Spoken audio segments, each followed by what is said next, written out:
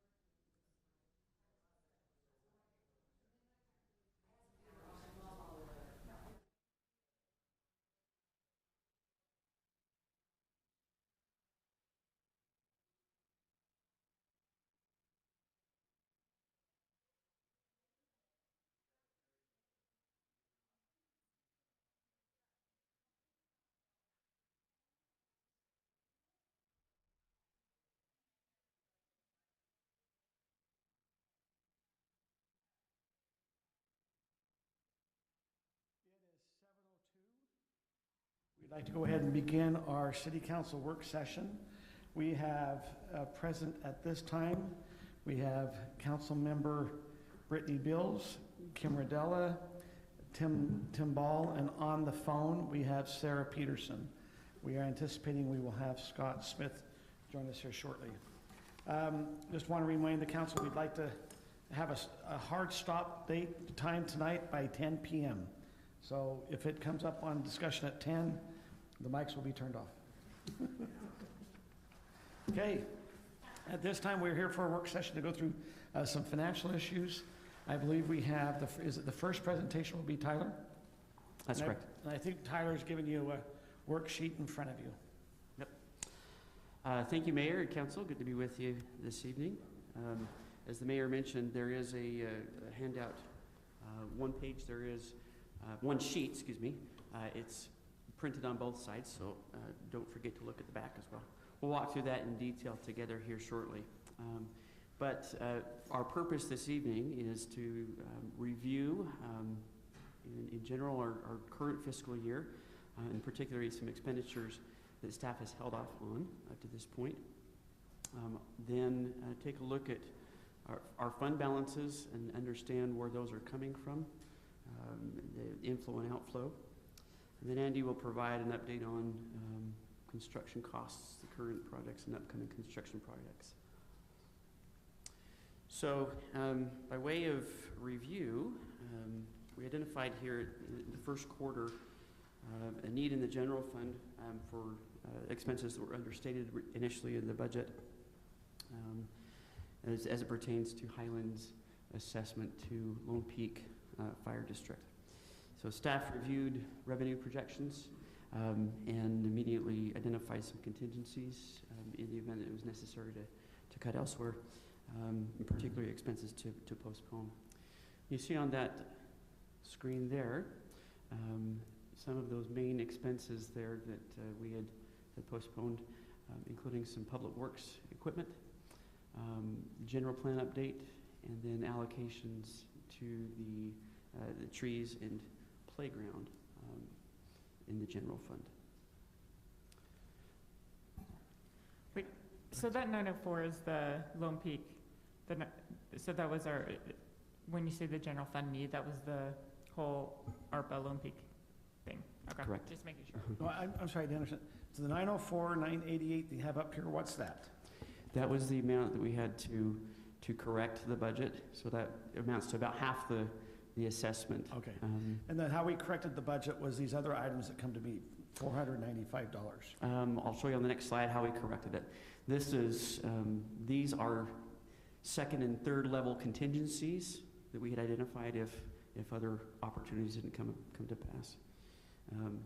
So just to your point, Mayor, staff identified some unplanned revenue there in the form of sales tax and property tax above what was budgeted.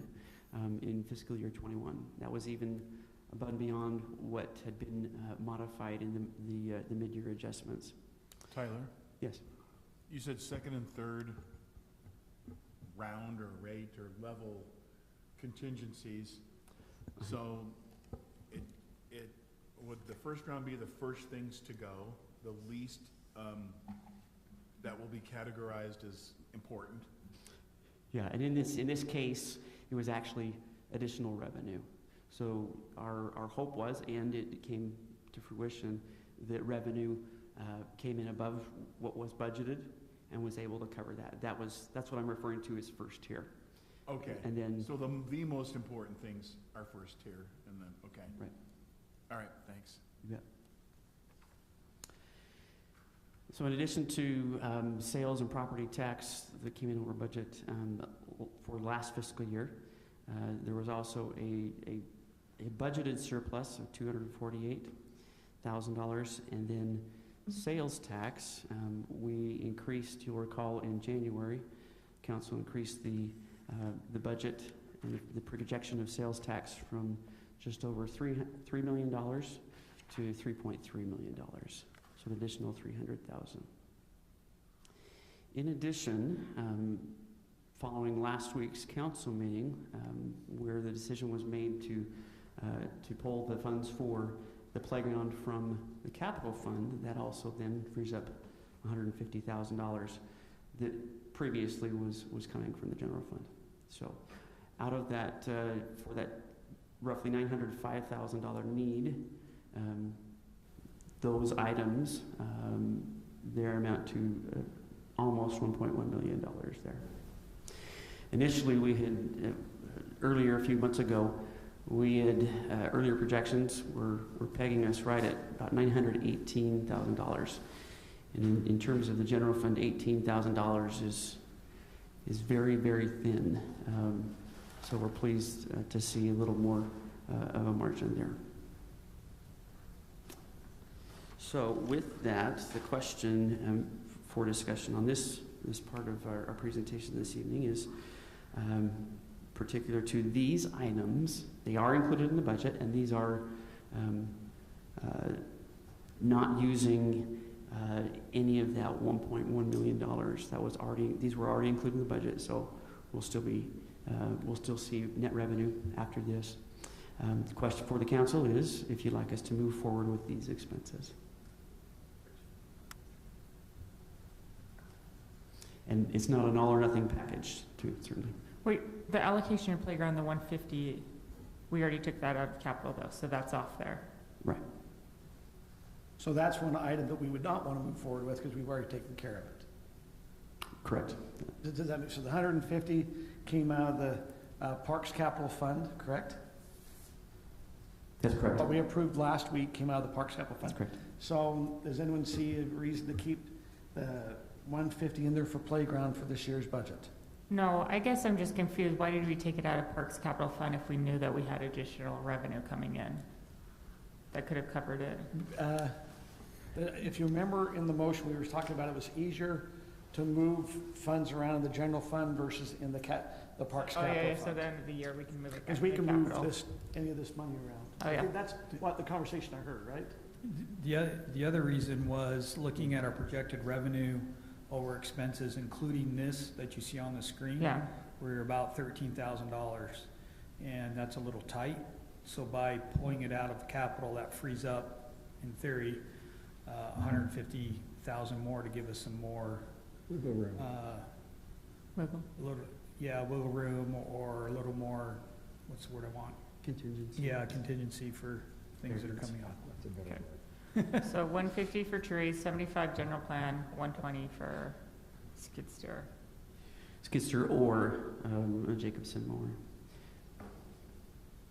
Now, the Jacobson mower, we currently have a mower that's a Jacobson.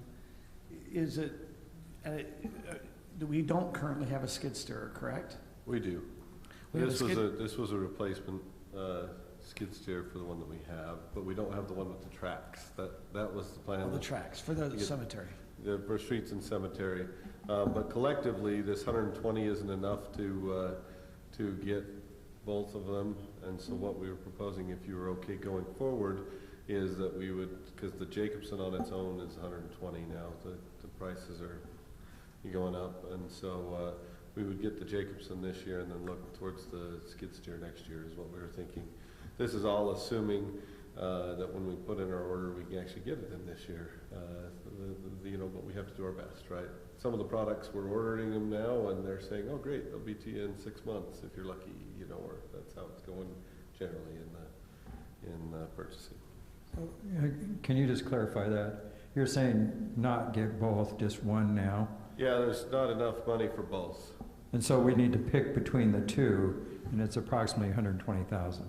The 120 is what we have available in the budget still, Uh-huh. and so, yeah, it would be a pick between the two.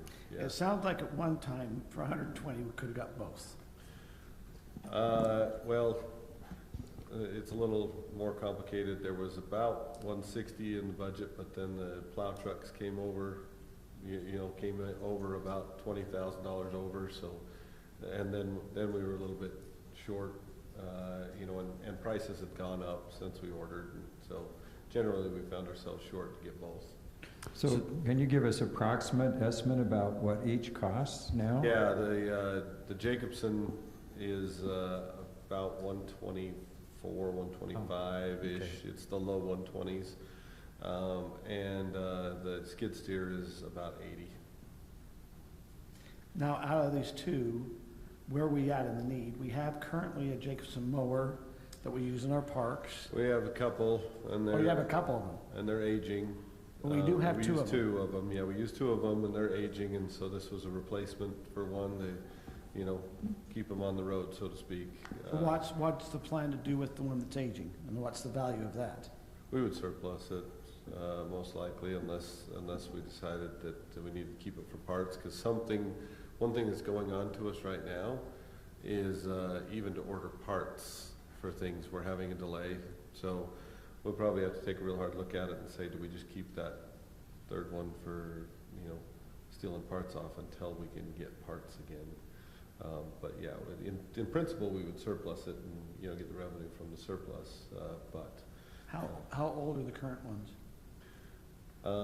They're several years old, but. So they're 2018, or they? No, I think they're quite old. Where's- They're like Older than 10 years. 7, 8, 9, 10 years, like a number of years old. I don't remember the exact ages, but they're not just a year or two old. They're, they've had quite a lifespan of hard work, if you will. Can I ask another question about this? Yeah. I know I'm kind of interrupting your presentation, I'm sorry. How many trees, nice trees, does $150,000 buy? We've got a bid ready to go. If the council says go to bid, we've got a bid ready to go for 225 trees. So these We haven't put it out to bid yet, waiting for, the council's thumbs up. We think we can get that many. Everything, as we're gonna talk about later, everything keeps coming in higher than we think. So we'll have, if we go over that budget, we'll just have to cut back some of the trees. How many trees, dead trees, is that replacing?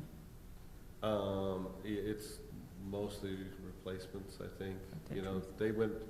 Josh and Blade went around the city, and it's a map of, like I said, a smattering of the city, and they went, and said, okay, let's do 10 trees here, and they've identified the ones they're replacing, and so I think a lot of them are dead or dying or damaged, that they're replacing. Why are they dead or damaged or dying? And I apologize, the specific, to each tree, I'd probably have to have Josh and Blade come and propose it. So when we're putting together the bid, I told them, okay, you guys identify the ones that needs to be replaced. And, and so I'll need to let them speak to that when we bring the item. If you say go ahead when we bring the bid. And is this also having somebody plant them, or would your? Yeah, it's having a contractor, with that number of trees, that's the only way that we can accomplish it. It's have the contractor come in, tear out the old, replace with the new, fix up the sprinkler system, kind of fresh start on that given tree, and the contractor do basically everything in that regard. So on the general plan update, legally, when do we have to do that? Isn't there a time where we have to do it for sure? Or is it always? So we updated the moderate income housing element. Yes. That was required. I think there's another requirement, depending on legislation, you gotta check that for this October. But other than that, there isn't, that I'm aware of, another requirement to update it. The last update was 2008 when it was adopted, so you're looking at 2007 data when all the work was done essentially. So it's there's a lot of things that need to be updated in there. Yes. Okay. The most people use the general plan update for development purposes. Yes. I mean, so it's mainly to give a picture of how you're gonna develop out the city, right? Correct. For example, we have areas that are in our annexation policy plan that we don't have a land use designation for. We probably ought to do model for our transportation system, make sure it's correct. We should update, Parks and Rec because all the numbers don't match. Yeah, it's very odd. My only sensitivity, this year, I'm talking this specific summer, we will probably be asking our residents for a tax increase. And so, and I'm not, this is a one-time savings, but it's also, it paints a picture to our residents that if we feel like these are things that we can go put money towards, but we're gonna be asking for a tax increase. I think we just have to be sensitive. Well, we don't know about tax though until we find out about fees, do we? I will tell you, the public safety is gonna ask on the fire, or not the fire, and the police, they are 598,000.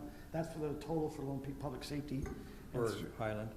No, that's gonna be joint with Highland Alpine. Right. And the fire is gonna be asking right around 324,000. I'm just FYI, it's gonna be, Well, they can ask for all they want. they can, and we can, Right. we can talk through options, of how we can fund different things, or they can operate different ways. Okay. But so let's go back. So you have either skid steer, but you're recommending more the Jacobson. Am I understanding correctly if you're gonna recommend something? Yeah. What we're thinking is that, let's go forward with the Jacobson this year and then, hopefully, look at more of a lease on the skid steer next year and put that in the program to lease the skid steer for the cemetery and streets this coming year. Cause that lessens that burden and we don't have the lease option with the Jacobson. At least not that I'm aware of. Council, on the top line, any input? So you're saying you could lease a Skidmore? Yeah, the skid steer, not the Jacobson mower. The Jacobson is a Skid steer, lawnmower. I'm The sorry. skid steer is what we need to make less impact at the cemetery with some of our tracking at the cemetery, and then also with some streets needs. So that one has a lease option. So next year we could put that in the budget as a lease option, which is a 3-year lease, and it's like $13,500 a year for the lease option. So it's a little less of an initial hit, if you will. What they're telling us is the resale value of the Jacobson lawnmower is poor, but they could resell the skid steer fairly easy. So it makes sense to buy it instead of lease it? The skid steer is. Yeah. That's why they're willing to lease. They're just saying they're willing to lease. You probably have a hard time finding someone that leases the Jacobson Yeah. lawnmower. Council? I'm fine with Public Works, general plan update, allocation to trees. Is there any way that we think residents would be at all willing to pitch in on the trees? Like if you have 10 dead trees in your neighborhood, then we'll give you 10 trees if you plant them.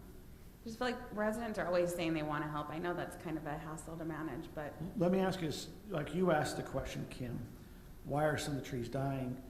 Are we gonna have it where we might have a sprinkler system that is not working in that area, and so it's not getting waters why they died, and so when they go do the work, they're gonna also verify that there's water getting to the trees? Or is that not a concern, that we can have our staff do that? I mean, Yeah. which, Part of the program that we're putting forward is the contractor would come in and they would plant the tree, and then they would make sure that the sprinkler system's waters the tree, right? So that was kind of the idea. Come in, plant a new tree, make sure that all indications are that tree's gonna be healthy and thrive and going forward.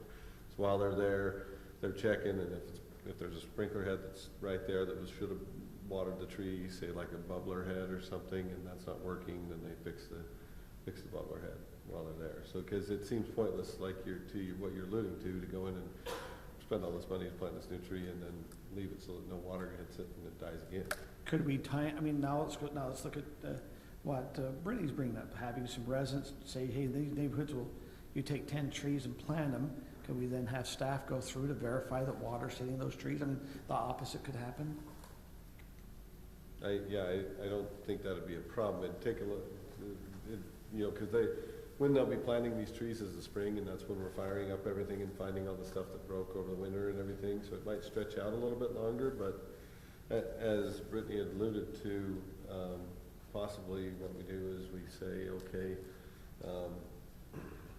I'm just tossing this out as an idea, but we say, okay, contractor, we want you to plant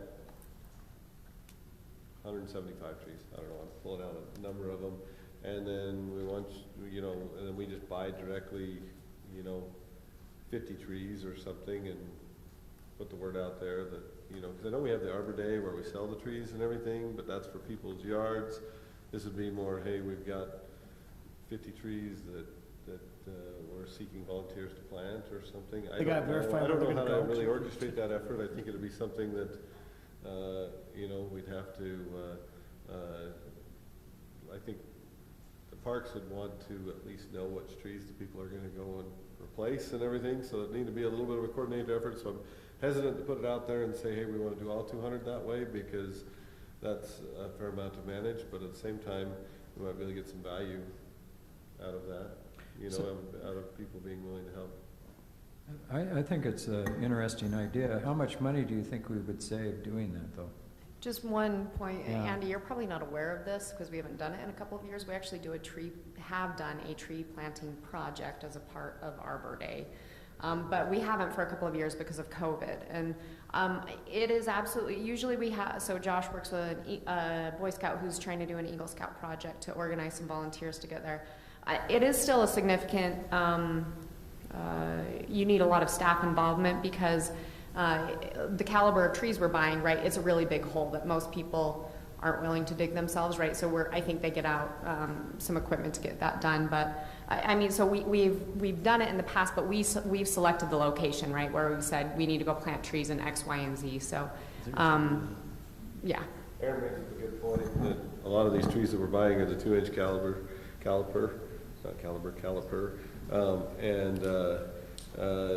those root balls on them are heavy, so you need several people to move them, or you need some equipment. So that's why I say it'd be, if we want to try something like that, it'd need to be on a somewhat limited scale, just so we can. So right now, if you said for 150, we can get 225 trees, 600. That's what we were. Okay, so that's $667.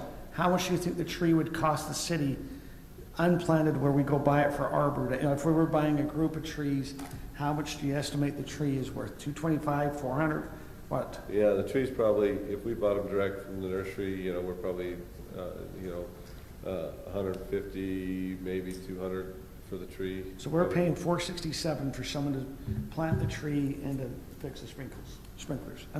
That's how we equate that. Yeah, no, that's a fair analysis. You're probably paying about a third, the tree's about a third, and then the 2/3 is the labor and the removal and repair of the sprinklers, et cetera. My recommendation, maybe not try to do so many, maybe we say we have 50 or 60 trees and try it this year, and we just kind of start a process down for the next several years where we start replacing them. I'm just thinking you're gonna save $400 a tree, $467. So you're saying experiment, maybe have 50 trees that we have people help us plant? Yeah, and Is there a warranty with them? 1 year? Typically, when you do a contract with a landscape contractor, you usually have them guaranteed the plantings for a year. You're talking if the contractor. If the contractor. But if we buy the tree from a nursery, we don't have a warranty at all on those, right? Usually have a year warranty. You, A you lot of them do have a year warranty. sometimes, but I don't know, in this case, buying them, having the citizens plant them, et cetera. I have a feeling no, but I don't wanna say that conclusively. But we could still buy 2 trees for the price of professionally installed trees. 3 And trees. And I don't know, like, I think it's a great idea to start small. I'm just trying to think about how many Eagle project I've been part of where I planted trees. I mean, probably a dozen, and we don't have that many Eagle projects anymore, but they planted trees. Reward project. And We could reach out, I mean, there's, like you just brought up, Kim, we could reach out to the neighboring, if it be some church groups or something, that they could maybe take it on as a service project and ask if they'd be willing to do something. We ask, hey, we'll give, there's 5 different, things, we'll give you Right. 25 trees or something each. My recommendation is, if we're gonna go with a major outreach to the service groups, that we would go a little bit smaller on the trees. I agree. Just so that it's something that people could actually plant, because you get the 2-inch caliper, and like I said, they're significant if you're tugging them around. Is it something that the parks crew could go and dig the hole during that week? I guess you gotta be careful leaving the holes open, but is there a way to have them But, and go? I think that we could help, but that's the challenge with this is, as I say, we're in the time right now where we're trying to spray everything. We're out trying to hit all the spring sprayings. We're gonna be bringing all the sprinklers out of the ground. We're gonna be we're marshaling our forces to get our spring. So I don't know how much labor that I can really Check out. promise to commit to it. It's not an unwillingness to be part of the program or part of the solution. It's just hey, it's springtime. That's the major rush, for the Parks Department. So, just a quick question about the trees. Do we have a lot of the public trees that are on drip systems, or are they all dependent on sprinklers? Just sprinkling the lawn and they get watered maybe? The greater portion of them are gonna be just hit when Sprinklers. when the lawn sprays are going. In some of the, like more designated xeriscape type or, specific planter areas, you'll have them on drip, but for the most part, in the parks and the parkway details and everything, they're just gonna be watered while the grass is spray. watered. Yeah. So if we're replacing dead trees, did that cost also include taking out the dead trees? Yeah, that's what we're forecasting. We came up with this number, just to qualify it, when the budget was being adopted, at the end of fiscal year 21, the 22 budget was being adopted. We made a few phone calls then to come up with this number and to come up with the number of trees. And like I said, we'll talk later about how all our bids are going. So, that's where we were a year ago, and we thought, well, we'll stick with that number. But then when it comes back, if it's more, then we'll have to cut back. But what I had understood the council wanted to do was, make a pretty good dent, so to speak, in the tree needs. And so the way to make a pretty good dent was to hire a contractor to do it, right? If that makes sense. Yeah. No, and I agree with that, and I appreciate it, because I think I may have been one of the people who was asking for trees. So I appreciate it. I just think it would be fun to have a small amount of community involvement. Then I think they don't let their kids climb the new trees as much if they planted them. But I agree with you. I don't think, we can't take it on all of it. Yeah, I mean, that's why I say I think that we could take on a small number and help the groups with a small number, but if we really want to make it, a more heavy impact, then we need to bring in a contractor. So as a suggestion, why don't we look at the trees we're replacing if they're in parks? Obviously, you don't want them in park strips, right, along Alpine Highway, for example. And see if there's a certain park or certain area where we have half a dozen or so that we can actually put something together and see if there's any interest in folks participating. So with the big race we're gonna give the police and fire, could we have them plant the trees? That's not a bad idea. Yeah, get the firefighters out there planting the Bad trees. suggestion. We have to have the chief, Patton, be on that. They're all pretty strong. I see him working out at the gym. He could do it. Okay, council, let's kind of come back. Let's just look at each of the items and let's make a decision. On your top item, 120,000, is that something you want to move forward with, or would you rather skip it for a year? Well, I'm still a little confused. So 124,000 for the Jacobson mower, 80,000 for the skid steer. Which do you need worse? The Jacobson, The Jacobson. yeah. And the reason being, now we're gonna start using the skid steer more at the cemetery. And so we will need, with some of the feedback we got in the cemetery, we will need it there, but I think we can buy ourselves a couple months. Our Jacobsons are in service, every day, from basically here in a week or two, they're in service every day until, the end of the season. And, our skid steer will be used even more, but it's not a daily user, but it'll be used 3 or 4 times a week at the cemetery. But if you were prioritized, you'd say Jacobson first. Jacobson So I first, support but that. that's presumable that, we're gonna look at that lease for the cemetery in FY '23. So that's the basis. So I'll support the Jacobson. I will also. Okay, Jacobson's in. Now what about the general plan update? I absolutely think we need to update the general plan. I We're do behind too. schedule on that. We are. We're behind. It's gonna take some time. We'll have to get through the budget and maybe try, if we have the money, we're not gonna be able to spend this before our budget year now, because we won't be able to get it done. What, are you thinking we'll have that money and then go into the fall and all next year to get this done? Yeah, it usually takes about a year to do, so amongst everything else, our goal would be to try and get somebody hired before the end of the fiscal year. Okay. And maybe even do that's probably the best goal. What's the rest of the council feel about the general plan update? Yes. One? I'll support it. 2 yes? Yeah, I support. 3 yes. Okay, general plan update's in. Next one is the allocation of the trees, which we were just talking about. Any proposals there? We've been talking about these trees for quite a while. Just a point of clarification, if that's okay. So, you're saying if we get the trees directly from a nursery, there's no warranty per se on the trees? A lot of times, the nursery will give warranties if you're, like having your professional crews plant them, like the landscapers have warranties, et cetera. What I was saying that if we give them to, and I'm not insulting our citizens in any way, but if we give them to the citizens and say go to town and plant them, I don't know whether the nursery's gonna stand behind that warranty, because in theory, somebody's not planting them that plants them all the time, right? I don't know. Because the answer to that. I've seen advertisements from like Home Yeah, Depot. Right, and Where they they'll say stand it's by 'em, guaranteed, and they don't Yeah. guarantee, Yeah. obviously, So- it's a do-it-yourself store. So what I'm really saying is I don't know. I'm not taking a definitive statement on that, but I'm just saying, Because There's they've some been back question. for a few years, obviously. If they We make have, it past we the have a first year- solution. You have a what? We have a The solution. solution. You just buy them at Costco. they'll take anything back. Got it. They'll take anything back. Who? Costco. Costco. 5 years later, if they're dead, we return them. You can wheel them on in. And we got that road that takes us right there.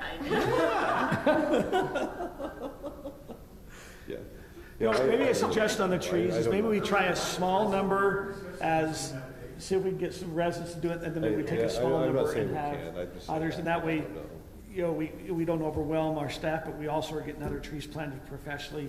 Maybe in some of our areas, we need to get, what I was saying is, maybe we take 50, maybe not 50, maybe we take 25,000, and we can go get with 25,000, you get 100 trees. Maybe that's too many for our residents, but we only get 50 trees for residents.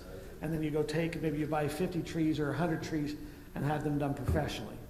And that would kind of do a pretty good dent, but at last, if we get caught, we're not too far that way. Well, and there's other things you could do, because you could do a study and see which trees live. I mean, if the citizen planted trees do just as well as the professional, then you have some data to look at in the future. Bad suggestion. Yeah. Brittany loves studies. Now, Kim and I are gonna personally plant the trees along Alpine Highway. Yes? Oh, yeah, Yeah. as long as they're Costco ones, Yeah, because those are the ones Kim and I I took will back. be responsible for planting those trees right there, where And- I've been complaining about it. And I Jay absolutely- Roundy it's a will good help you. workout. Hey, Costco probably won't have 2-inch trees. They're gonna probably have the, We're gonna have smaller ones though, Yeah. so that the citizens can do the smaller ones. But I think it'd be interesting to do a study, because it may not make a big difference. Yeah. Scott, it's a great suggestion. Could we just allocate like 50,000 towards this and just see how it goes, and then the next year, do another 50, next year another 50? Are you gonna be able to get a contractor, though, to come in, if we say, we're gonna buy 20, and then you have the rest of, if you had the 40,000 left over, you buy 10,000 of residence trees, we're gonna say, and 40 for a contractor, 40,000, do you think you'll get a contractor? I guess, there's a lot of landscape companies that are smaller will do it. Yeah, we could probably that's what I was gonna say, is that we could probably get a smaller landscape company interested in the $40,000 package, I would think. So, Kim is proposing that is it 50,000? 50,000? 50,000 towards that with another, what do you think about the allocation of taking 20% of the money to go towards residents, when I say the residents planted trees, Yeah. and then the 80% to go towards professionally planted, and then we do what Scott's saying, let's look, they get them planted in spring, we go in the fall and look at some of the trees. Just get an idea. I mean, you may say, all the citizen ones, 75% died, but maybe not. If the fire department planted mine's them, they gonna could be in survive. charge of watering them once a week with the fire truck. I mean, I know this sounds crazy, but it's not a bad idea. We could decipher where are the trees, the dead trees we need to replace, what areas. Here, and I would love you to look at the package that they put together. Okay. It's all put together, the trees are identified. Oh, they've already identified all those, Oh, yeah, and then we can see. it's So then we the- could kind of decipher, the- like, this area is, we can reach out to this neighborhood, we shall call it. As Nathan indicated, I think you'd want to be careful with where you're sending them, right? So you're probably not going to send them, plant the ones on the highways, but maybe something in the parks. Yeah, Something that's a little more. yeah, so then we can kind of say, this would be a good citizen group to do these trees, take out dead trees, plant new trees, reach out to that group of, that neighborhood group. Yeah, and this is, I certainly we're willing to try, what I was gonna say is getting sense of where the council wants to go with it, but, give me a little bit of chance to talk to Josh and Blade and say, okay, how do we think we could organize this? What do we think we could do? What could we handle?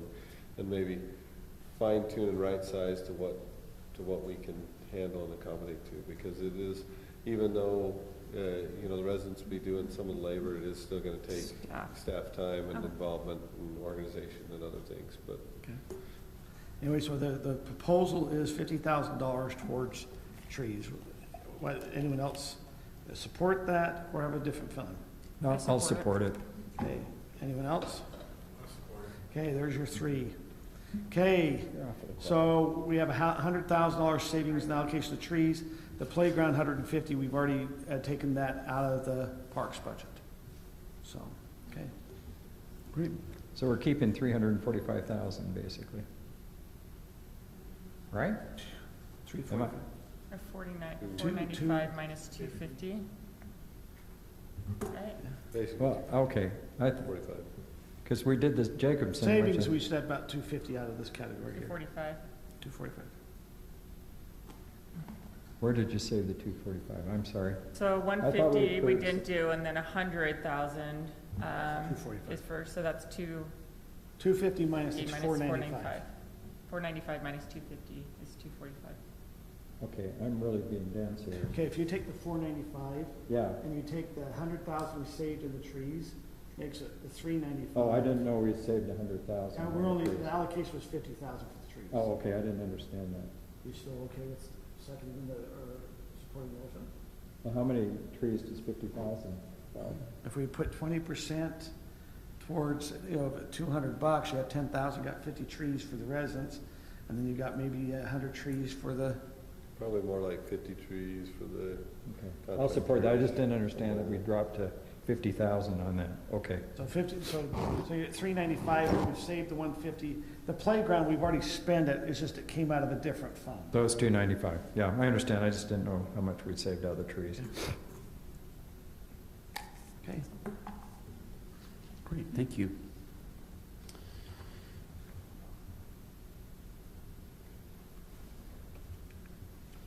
Erin's playing magician here, and she's doing tricks on me, so.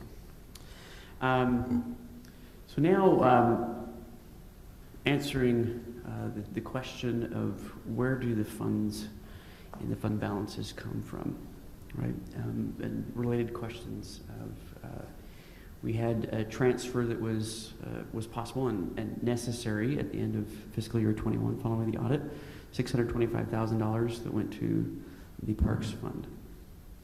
So through this part of our conversation, I'd like to provide clarity and shed some light on that. So just in general, our fund balances, the purposes and characteristics include allowing the city to avoid debt and save for major expenses, particularly capital and utility funds. It compensates for irregular revenue or cash flow. Examples that are close to mind: property tax. We receive about mid-year a significant revenue source, but of course there are expenses and operating expenses well before that point in the fiscal year. Also, sales tax. By the time we receive the last 2 months of sales tax that applies to any given fiscal year, that year's over. And those expenses have already occurred, so helps with the cash flow there, of course. Provides contingency for emergencies. Thinking of our culinary water, where some wells had to be addressed, redug and maintained and repaired here last fiscal year, as well as the boilers, the HVAC. Here a couple of years that was a direct expense to the general fund. So all of that, of course, the inflow and the outflow in general impacts it, but also very significantly impacted by one-time revenues. Think of CARES, ARPA coming up, development revenue in terms of building permit fees is one time. So we'll keep that in mind as we think about upcoming expenses, and particularly with public safety. Those expenses would generally be considered ongoing there, and you don't want to pay for ongoing expenses with one-time money and count on doing that. That's a recipe for financial difficulty down the road. So Tyler, let me ask a question about property tax. Yeah. So I assume, since we all pay property tax in November, that you've received most of the property tax for this fiscal year. Is that correct? Yes. So we see the bulk of property tax in December. Okay. There is 5 to 10% in delinquent property tax that kind of trickles in through the last 6 months. But so compared to budget, how did we do this year? so we were in fiscal year 21, or you guys? Well, it's fiscal year 22, and the property tax came in mid-year, so it'd be 22, wouldn't it? Yeah. So right now we're pretty close to what we had budgeted. We would expect that we're going to be over budget and receive additional revenue by the time those delinquent property taxes come in. We've not received anything for March yet. So March, April, May, and June are still pending. So by pretty close, that you mean that we're under the budget, or a little over, or what does that mean? Overall, we're a little under still, Okay. but we're within, I think, 5%, and that'll be made up with the delinquent property tax easily. Okay. So I have a question. So let's assume we have new growth. This is always the property tax question. So have you ever looked at what each home in new growth adds to our general fund? Like if our general fund's 13% of our property tax, and if we're going to say, and I don't know what everyone's average property tax is, but let's assume in Highland it's $3,000 is the average property tax. If it's 13%, we're adding $390 per year per new home that comes in. Am I thinking correct? Yeah, and I think the actual Highlands portion of property tax would probably be a little lower. We have spent a lot of time, aggravatingly, recently trying to pinpoint and be more specific in the forecast. When does the county, and what's the basis on which? Well, no, but I mean, if the county charges $3,000 property tax, I've always thought, and I understand it goes up and down. It's a little bit. 11.2%. Is it? Okay. So When I calculated, it's between, it was 11.2 that we got, not counting the library. So $336 for any new homes. And so as we add new homes, that's one of the reasons why we're maybe getting some bump, is because we're adding new homes. I mean, if we get $336, Right. because that doesn't affect any of our enterprise funds. I mean, it does with new connections, but I'm saying they're supposed to just kind of take care of what their fee is, but that's. Yeah, the only, so the certified tax rate, if there are no homes built, and whether or not they're built, if we do not increase the certified tax rate, or excuse me, we don't increase taxes, the certified tax rate is actually going to go down Yeah. for property Right. property owners, because the property value is increasing, right? And by the same token, that percentage that we're just discussing, if other taxing entities such as the school district are Increase there. increasing theirs, then Highland's portion of any resident's tax bill is going to shrink there. Well, when I was on the council 10 years ago, it was about 16.8% is what the city got. Mhm. I think when I calculated it during the election stuff, it was in the 11 to 12% range. I can't remember the exact figure. But at the same time, that wasn't counting the library certified tax. But you're right, because the school district now is up to at least 72% of the property tax goes Mhm. just the school district. The county takes close to 10% Okay. if you add their different funds. So we really don't get as much of the property tax that you would think. Right. You know? And the challenge often is that, from a resident's perspective, it's tax, right? And, Right. it's hard to differentiate intellectually on their side. There's so many different places that are those taxing entities, so we kind of get lumped in there with all of it. Anyways, what you're talking about is the general funds. Some of the reasons we have some surpluses is because of some of the anomalies that are going on here. That applies to all of the funds, the enterprise funds that have operations, but very, very particularly and importantly on the general fund, because there's so much going in and out there. A couple of Aaron's doing it to me again. Yeah. Just for historical context, 2005, did some looking in past audit reports, blew off a little bit of dust, and then looking at 2005, there was actually a significant decrease in the general fund balance, about $300,000, and so that year they ended up with a fund balance of roughly $500,000 in the general What was fund. the annual, what was the general funds, and like how much was the?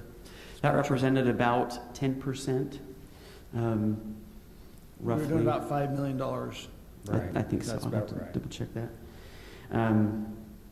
Yeah, and that's good that you bring that up. There's percentages. I thought it's helpful also to consider, 5% of $1 billion is a lot different than, 5 or 10% of So as 5 we're or 10. seeing here in 2008, the cash flow was insufficient. Why was the cash flow I understand there's expenditures. Was it because people quit paying their property tax? Was it the sales tax dropped fast, so fast? What caused the cash crunch? I understand there was a downturn in the economy. Was it the whole economy when it kind of came down in a recession is what caused our problem? Yes, I think so. And also dealing with the irregular revenue cycle, right? So at the beginning of the year, especially of a fiscal year, right, we don't have property tax yet. That's when the first 3 or 4 months, or 5 months actually, of a fiscal year, and before that property tax comes in. So we don't want to be picking and choosing which late fee is less. We don't want to go back there. And also here that we have a couple of bonds here just recently in September. We paid off the PI portion of one of those bonds, so those payments are going to go down. we're on target to pay off those 2 remaining bonds in fiscal year '28, September of 2027. Those figures there represented the current balances or the current payment that will be outstanding for the remainder of And this. once those are paid off, we free up $1 million in our general fund, correct? Or are we, once we paid off in September, then that money start going to the building and parks? Right, we pay about 1.3 million in bonds, don't we? Right. Or- So it'll be about Yeah, $800,000 per year, 850. Well, hold it, if we pay 1.3, so if all bonds were paid off, we had no bond payments, how much more money would we have each year? How much is going to bond payments? Right now, it is that 1.3. So we paid in September. one Uh, off. What's that? You paid one off. Yes, that's correct. And then they defer, so if we paid it off, does that bring down our bond payment to 800,000 a year, or is it still 1.3? No, it'll be generally $800,000. So we were It's- paying 1.3, and now we're only down to 800? Right. So we saved 500,000. And that's not the same payment every year. There is a balloon payment on one of the bonds. But generally, it's $800,000. How much is our balloon payment? I think about 900, When year does that come due? 2027. Okay, so 2027, we keep making our things, and then we have to have an extra 900,000 in our cash in 2027 to pay off that bond. Correct. Okay, we gotta start thinking of that, guys. Right. So, 'Cause they'll be high in that year. And part of that is impact fees, in particular with parks, right? Our impact fees for parks are entirely buy-in, meaning going towards the existing debt for existing facilities there. so this is a little divergence here. But, he smiles because I do this on my, but if the road fee is eliminated, and the Supreme Court says that we have to pay the money back, which is millions of dollars. I've thought a lot about this. It seems like the only way we could do that without bankrupting the city is to bond for it.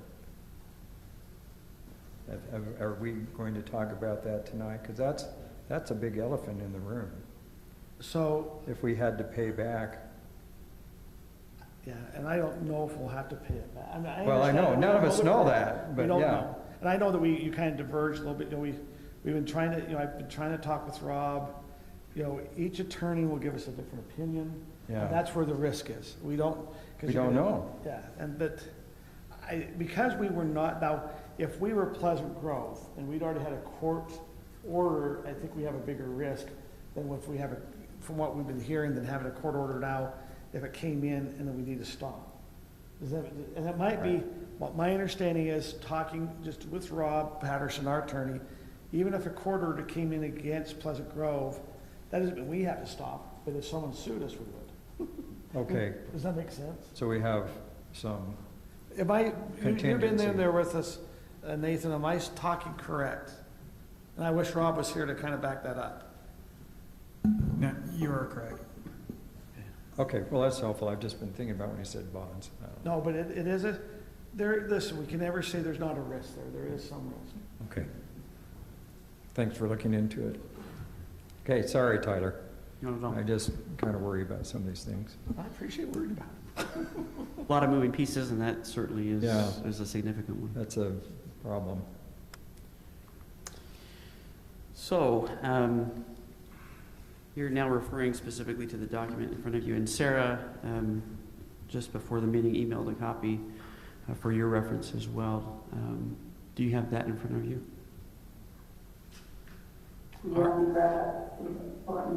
Yes, I have it. Great. So again, trying to understand the inflow, outflow out of the funds, and these funds are every day they're changing, right? The balances based on what's coming in and out, and at any point in time, we're taking in a snapshot that, of course, will change. So as you look at these slides and on this document, the hard copy, left to right, the left column is, of course, the fund we're talking about, and each fund has multiple accounts that tie to it. So lots of different revenue sources, lots of different expenditure accounts that go into those. The second column, that's the cash balance that we had at the end of fiscal year 15. That's the same information that we shared with you back in October, as well as the cash balance at the end of fiscal year 20, which is the third column. Those, of course, are based on audited financial statements. Then the three remaining columns are what we've updated since October. Cash balance as of June 30th of 2021, based on the most recently completed audit.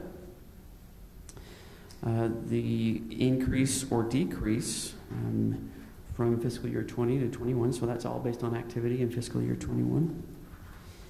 And then the last column here with figures before the narrative, something to discuss with the mayor today, wanting to give the council as much as we possibly can up-to-date information, right? Because even the most recent audit, that is almost 9 months old, right?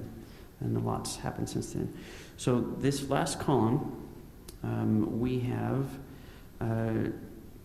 populated that based on the balance at the end of fiscal year 21, plus or minus, in some cases, the net revenue or expenditures for that fund that were budgeted for this fiscal year.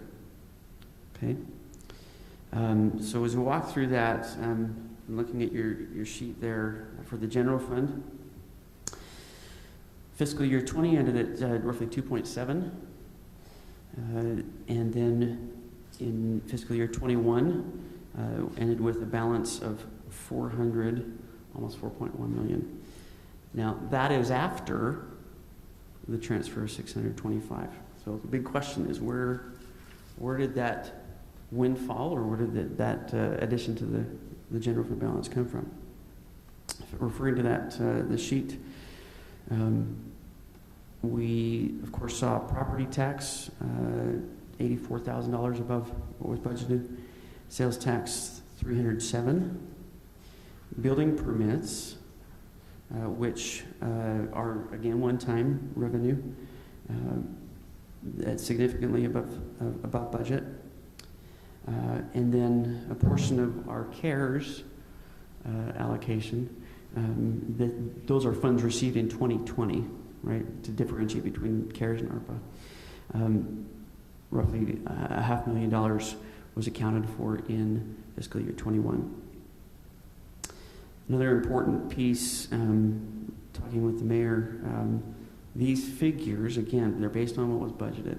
So they do not include our ARPA allocation that we received in last July, at the beginning of this fiscal year, and of course do not include the additional $1.1 million that will be coming anticipated here in July at the beginning of fiscal year 23.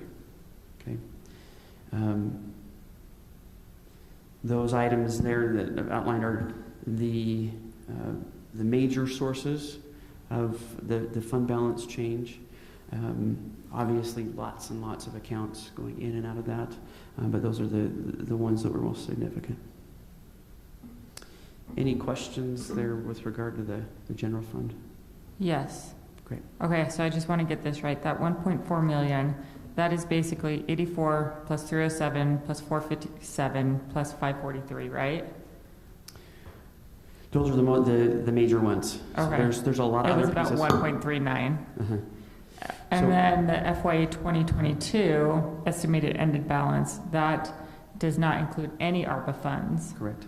So it's about the same ending balance as 2021, but we're expecting an extra about $540,000 more, not because we're not including ARPA funds in this, so it'd actually be 4 million plus 1.1 million. Correct. Okay.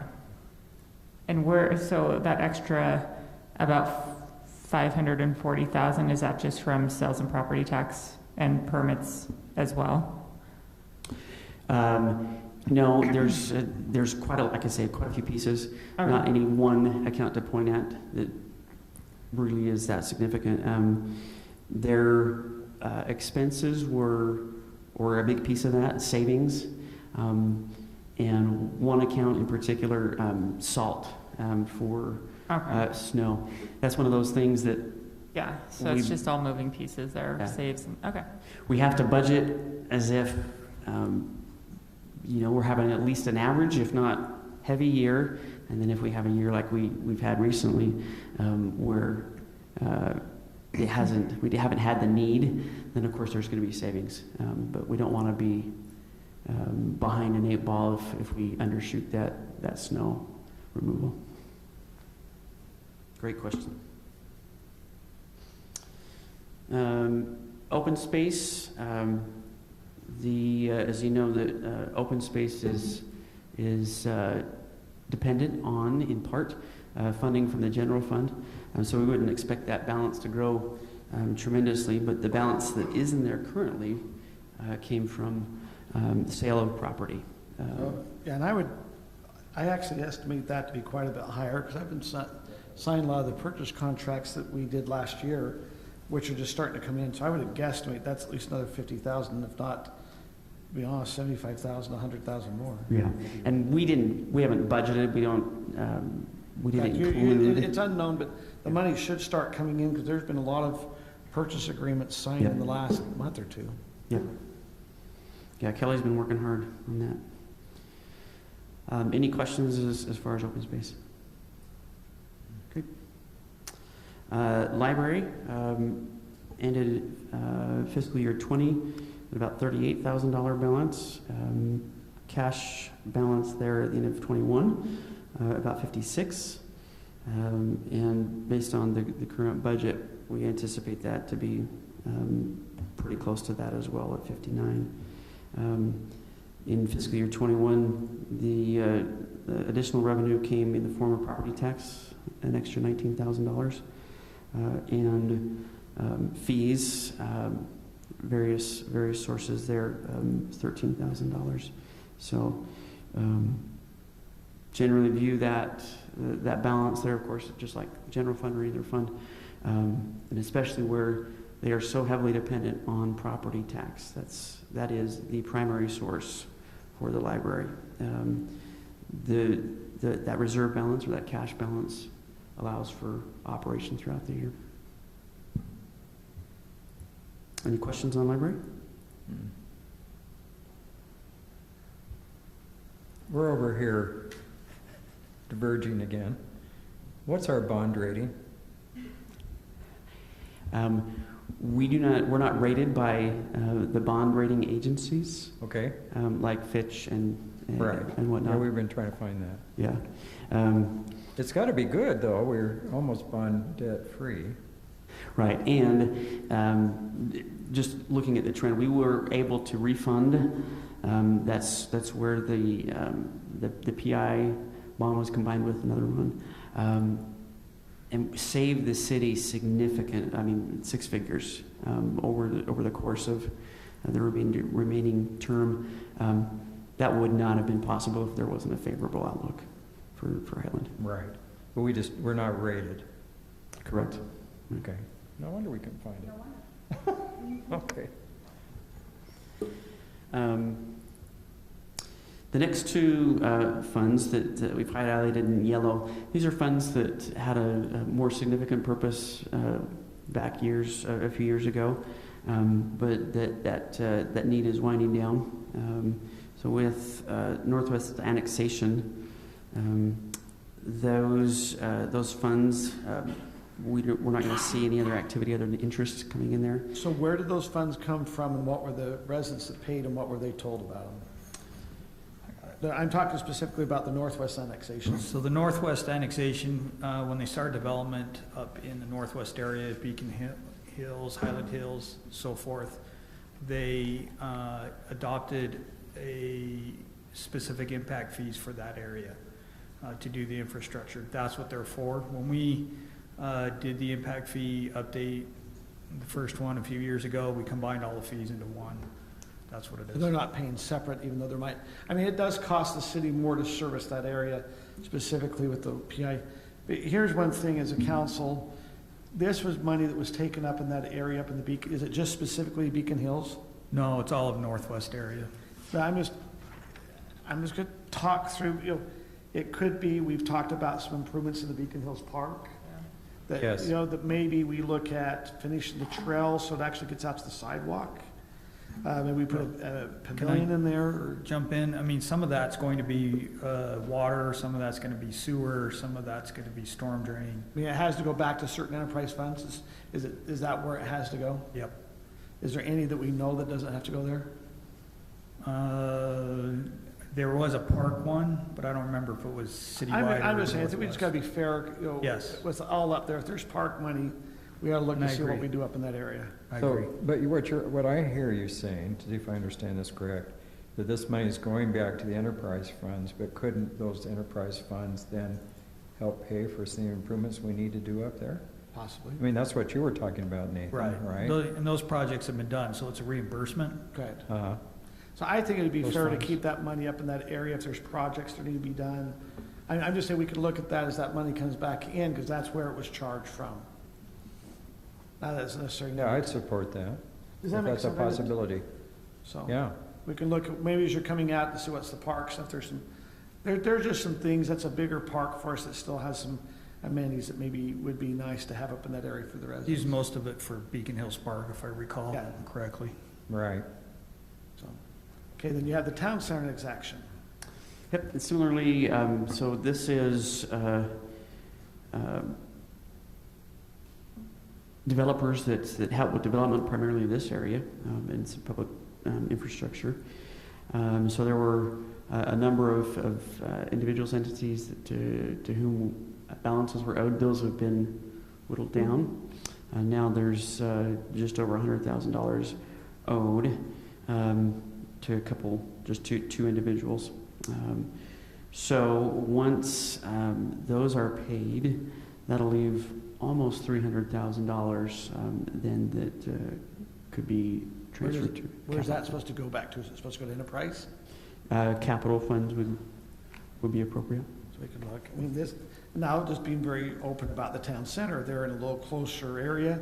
If a lot of them have come and asked about a dog park or different things in this area, I think we gotta look to see if there's, in this specific area, if there's needs at the residents, if we put a little higher density, what type of needs they might, and we could be sensitive, maybe we've funded some things into the town center that we need to take, but just be fair.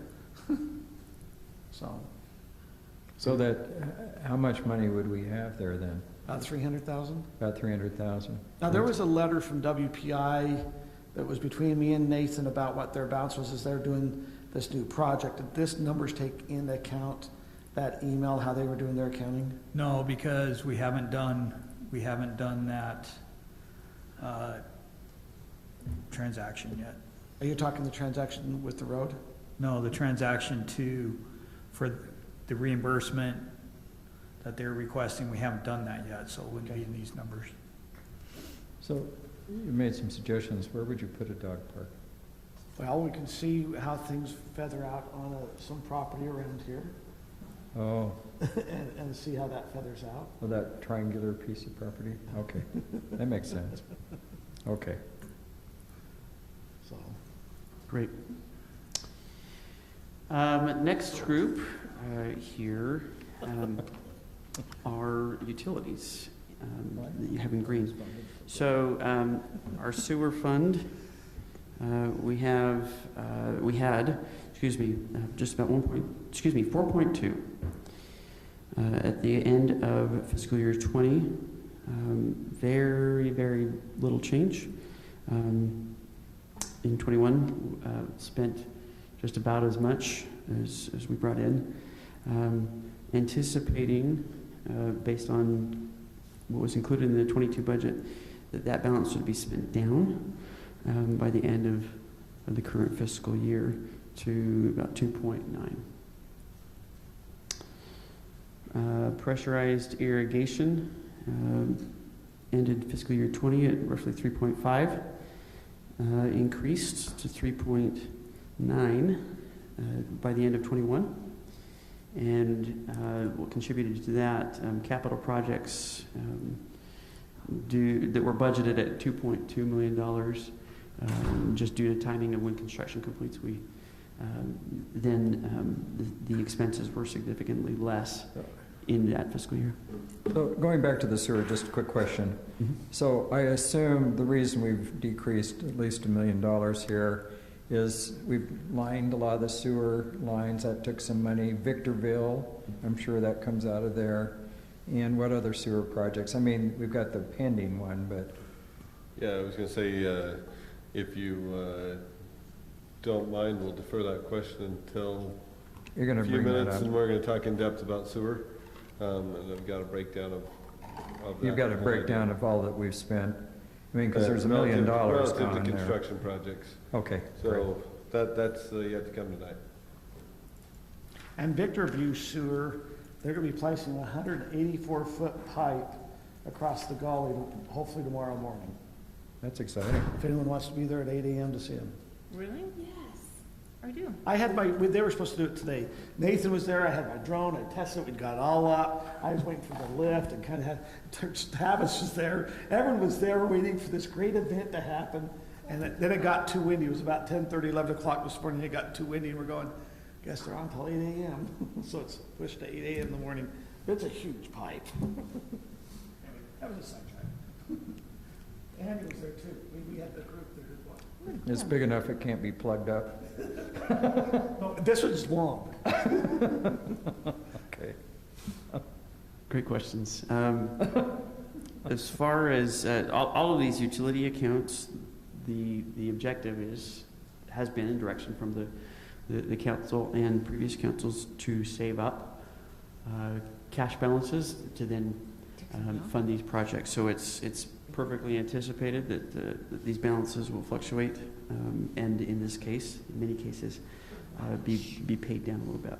So Andy's going to talk about why the culinary water's in the hole. Is that the expenses for the wells, I assume? Well, if you recall, yes, but the sort of. Because we increased the fee, but it's probably not fully in Yeah, effect. but it was, when we did the utility rate studies, if you Right. remember, we were gonna dip down and then Right. go back up using the fund balance So at the time. we've dipped down, now we're coming back up with the new fee. Yep. Okay. And I appreciate you bringing that up, Scott. That $78,000, that's based just on budget. The actual, I checked the accounts here just before our meeting, we're trending In the positive. correct. Well, we like that. We'll probably end up around $300,000 or $400,000 Okay, very in the good. positive there. Just as a matter of being consistent, we wanted to take what was budgeted, even though there is some fluctuation, and in many cases, there's more revenue per se. So, let me see if I understand this again. I'm sorry I keep asking questions, but I thought estimated ending balance is what you assumed would be there, but you're telling me it's what we budgeted and not what we assume will be there? That is what we assume will be there based on where we were at the end of last year, at 21, Okay, plus or minus what's been budgeted. okay. But on the culinary, you just said it's not 78,000 in the hole. It may be as much as 300,000 above. When actual revenues Yeah. are figured, yes. So you're not, this isn't, okay. What happens, not let's sure what assume we're this is, yeah. 78,000 in the hole at the end of the culinary. Do we borrow money from another fund to keep that, I mean, I assume when you're writing checks, it's not each account doesn't have its own balance on, like you don't have a culinary water checkbook. Correct. Okay, so that you are borrowing from other enterprise funds if it goes below zero. If it did, yes. Okay. Because you have all these balances here in one account. Where's all the, do you have, like what, I would assume our general fund has a specific account that's just general fund, right? In terms of a checking account, no. We have operating cash in Wells Fargo, and that's generally, we try to keep that around $1 million, certainly not less than 500,000. But the bulk of Is in the state? is in the state, yes, where we get the better interest rates, whatever they are right now. But it's a state, is it state backed, like can someone go in and rob that money and also we're upside down, or is that like federally insured or state insured? It is not, no, so, you're referring to, FDIC and, Yeah, so and so we put money in the NCUA. state, Uh-huh. but it's not insured. Right, with 200, your personal accounts at any credit union or bank is generally up to $250,000, right? So the city has that same benefit with Wells Fargo, but anything beyond that is not insured by the FDIC. But the funds we're putting this in is not like, they're not doing speculative, this is a very safe fund, right? Oh, yes, absolutely. Okay, 'cause it's more of a cash that they're. Right. Okay. Yeah, So- so the, So do we have about $11 million or something in with the state fund? when you factor in, for the general fund, yes. When you factor in the other enterprise funds, I'll have to take a look, but it would generally be more than that. Okay. So culinary that Scott was asking about, we did see capital projects were budgeted about $479,000, and as noted in the audit, expenses due to a couple of things that some end of year projects that actually we didn't get the bill until after the end of the fiscal year. That's what put us at 682. So that's where the expenses were higher than budgeted that year. Back up to storm sewer right above. 1.3 at the end of fiscal year 20, 1.5 at the end of fiscal year 21. We anticipate being at 1.1 at the end of this fiscal year. So can I ask a question? When we look at 15, why was 15 so low? And here we are 7 years later. I mean, we have our estimated cash reserves is so much higher. I understand the enterprise, but did we have a lot of projects prior to 15 that brought them down, or were they just not funding their projects, or what was going on? Correct. The latter is correct. In 15, we started the process doing our master planning and our utility rate studies and all that, and we were able to, with the increases then, we're able to have these funds be healthy. Good. So storm sewer, a couple of items of note that contributed to the balance this last fiscal year. Building permit revenue was significantly higher, $84,000 higher than budgeted. And then we also received a reimbursement from the federal government for the Viewpoint mudslide work. Those were expenses from years back, but that reimbursement finally came in fiscal year 21, so that's part of that balance.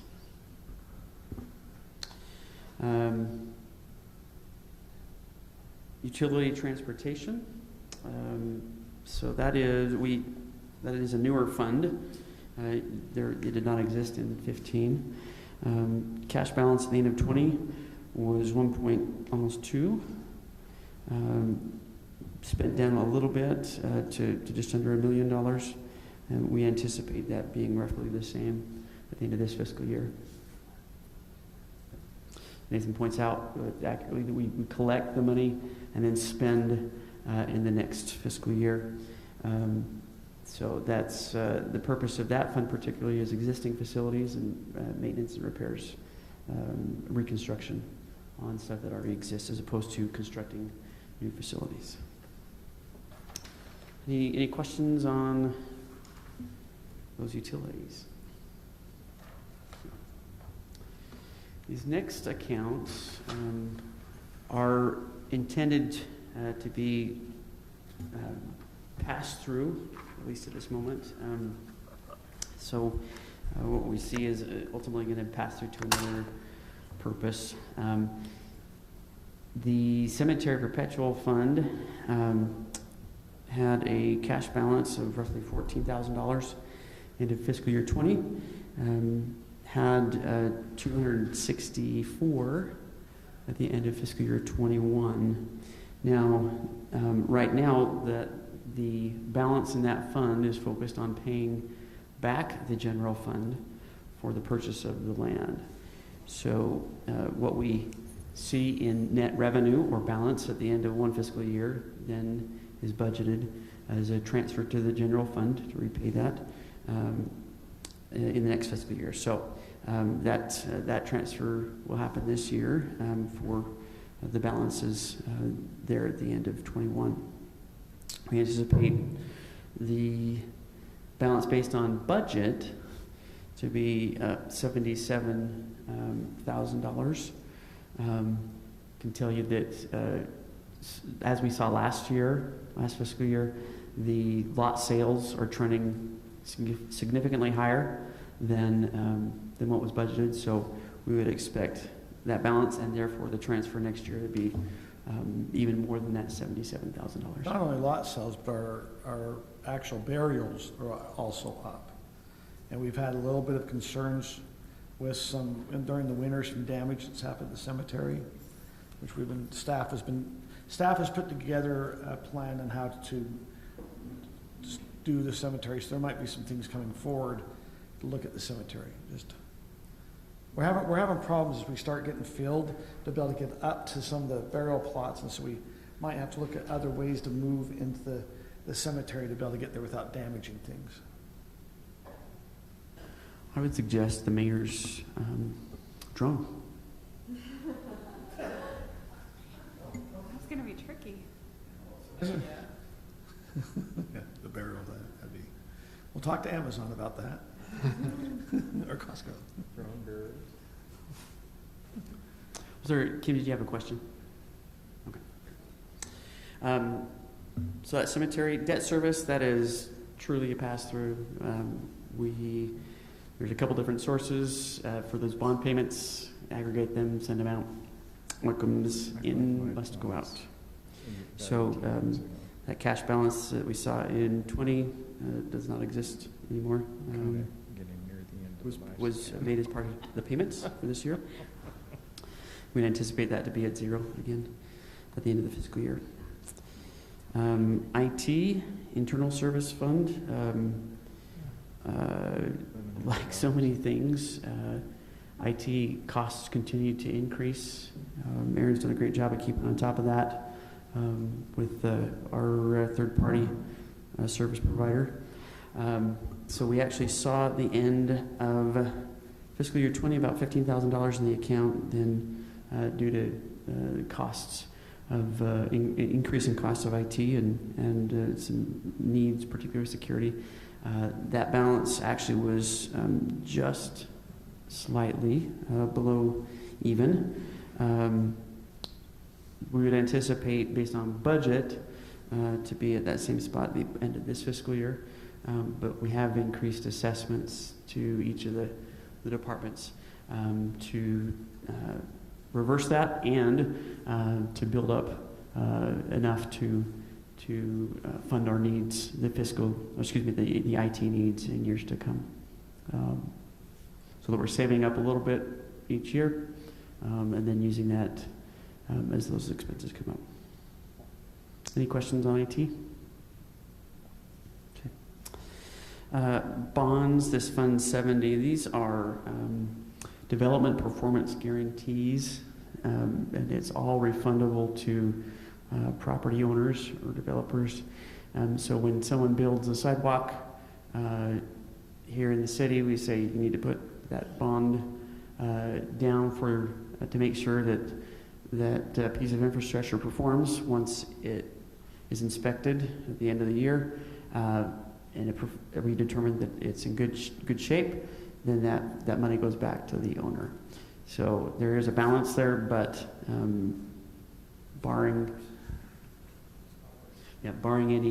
any infrastructure that fails, we wouldn't be able to use any of that.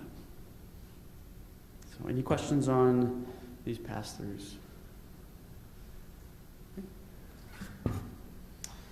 All right, capital funds here. So this is where, as the general fund, the requirement for the city to maintain no more than 35%, a balance of no more than 35% of annual revenues. Typically, council has directed staff to transfer any excess to a capital fund, and so these would be those funds where those would end up. Parks Capital Improvement Fund had a balance of roughly $3.5 million at the end of fiscal year 20. That increased to 4.7 approximately at the end of 21. The balance that we're showing anticipated at the end of this fiscal year assumes some expenditure. I think we had in the range of 2.5 that we had anticipated on Mountain Ridge. So if we do a lot of work on Mountain Ridge for the next couple months, then that balance comes down. But if not, those funds will still be there available. You note on the notes with the Parks Capital Fund, up top we've identified a couple of sources, significant sources: Spring Creek property and Dry Creek property to Lehigh, and previously discussed with council having 1.9 available for Mountain Ridge Park specifically. Also note that about $4.1 million will come out of this fund for bond payments through the end of 2027. Now, 1.9 plus 4.1, of course, exceeds the current balance there. We'll have additional revenue in impact fees and whatnot that will come in there in the meantime. So how many, when you say we're gonna have additional revenue, what happens if we head to 2008 and we have no more building? What happens to that bond payment because we don't have new building happening? If we don't have impact fees sufficient to, yeah, we would have to make that up. Whether how many, when you look at, and then just if we have 4.1 we still owe, and I don't know if you've ever said, hey, the average house generates to the capital parks account this much. How many homes do we have to have built to get that retired?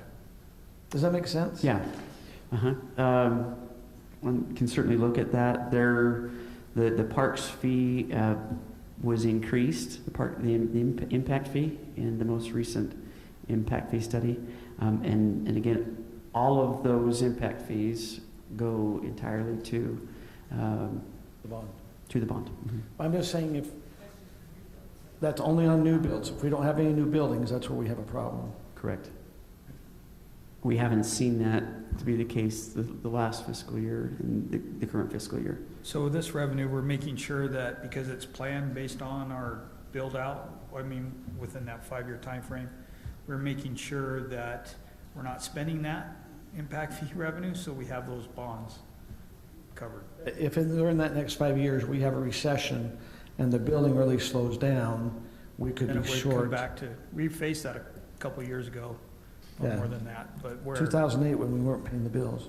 well, no, since 15, Oh, really? we faced that, where we had to have more transfer out of the general fund to pay for bonds. I mean, we're in a good, listen, I know inflation's happening, but we're in a huge boom. We're seeing benefits in our enterprise funds, you know, because they're getting all these impact fees flowing in. It's just if it starts to slow up, it starts to get eaten. The impact fee for parks is $5,854 for the typical single-family residence.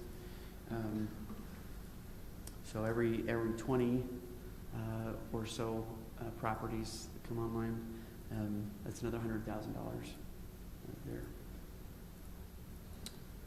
Any other questions on parks? Well, so what we're guesstimating is the next 5 years is 700 homes.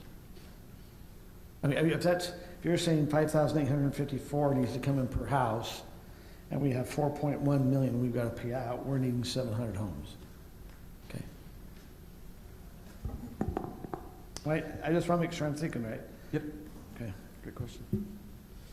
Road capital, we had a balance of 1.7 at the end of fiscal year 20, increased to 2.5 at the end of fiscal year 21. We anticipate that being roughly in the same ballpark here by the end of this current fiscal year. This is for road construction as opposed to road reconstruction and repair. There's also a payment to, my goodness, I'm sorry, Millhaven, thank you, for the hollows, that will come out, and that's impact fee related. So that's $1.3 million-ish.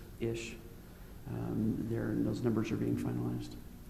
So the increase we saw in fiscal year 21 came from impact fees being above what was anticipated in the budget, as well as expenses in major maintenance being less than expected due to the timing of construction. So the construction's still going on, just that when those expenses hit, it was after the fiscal year.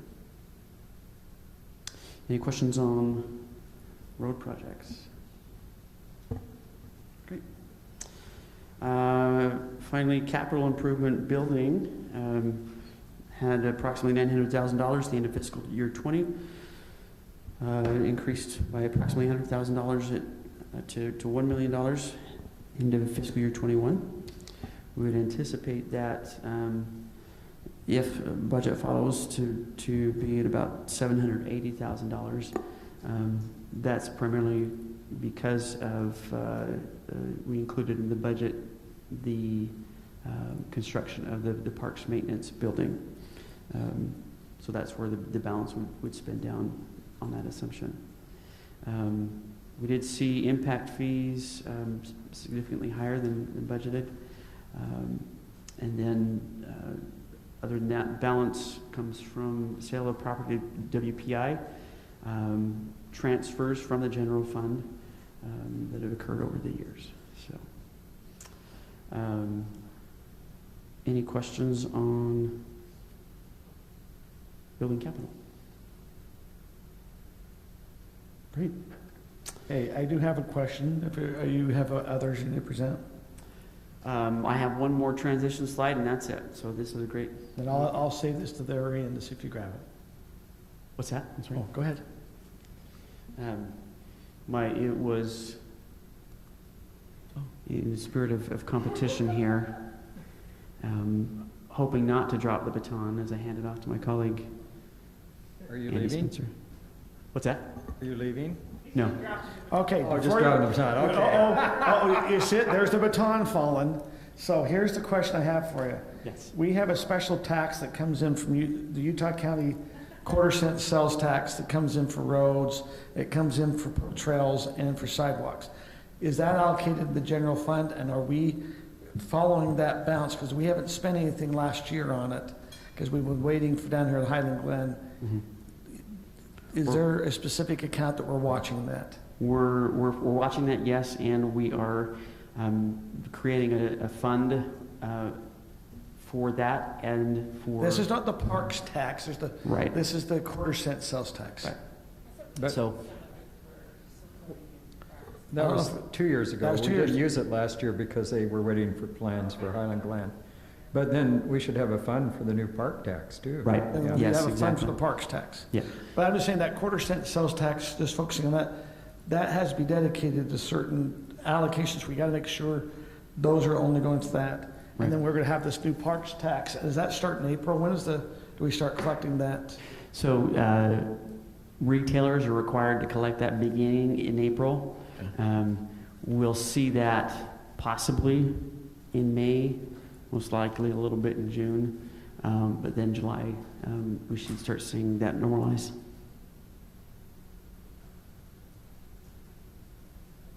Any further questions on the fund balances? Okay, as you hand it off, it's 8:35. We are really stopping at 10. the mics will go off. So just, we got to time it. How about 9? I'm okay at 9:45, we can move it up. Let's just get done. Do we want to stand and Scott, stretch and get ready to go for the next round? Can we stand Let's up and stand, stretch? let's stand and stretch.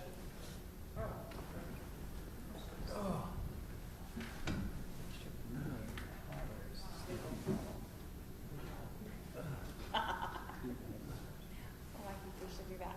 I think we should do that. Just so you know, the stream is continuing and recording. Okay, that's fine. This is from IHC Hospital, says that actually every hour, we're supposed to stand and do this. So this is from a medical advice down there at the hospital, so. Okay, we're gonna start in a couple seconds. Oh.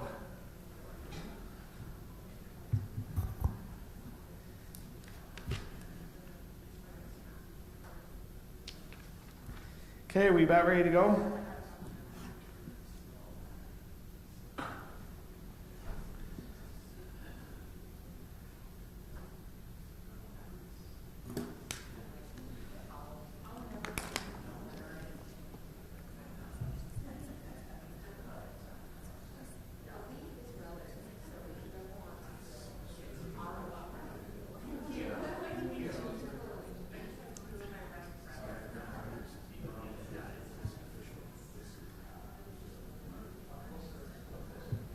So Nathan, if we want to pace what we have still to present to make sure we get it all done. We'll get it done. We're gonna move to the next part. We're in a race. I see the baton being tossed and they're running.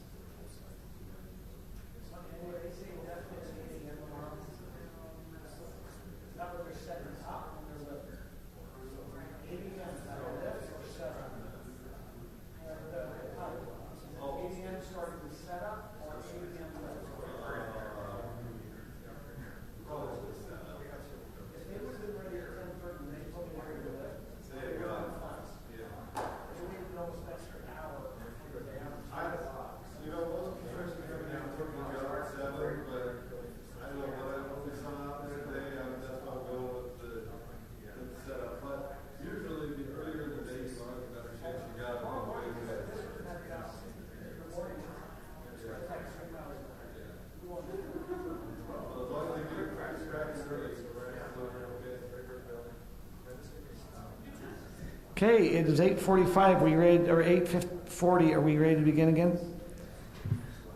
Hour and 20 minutes.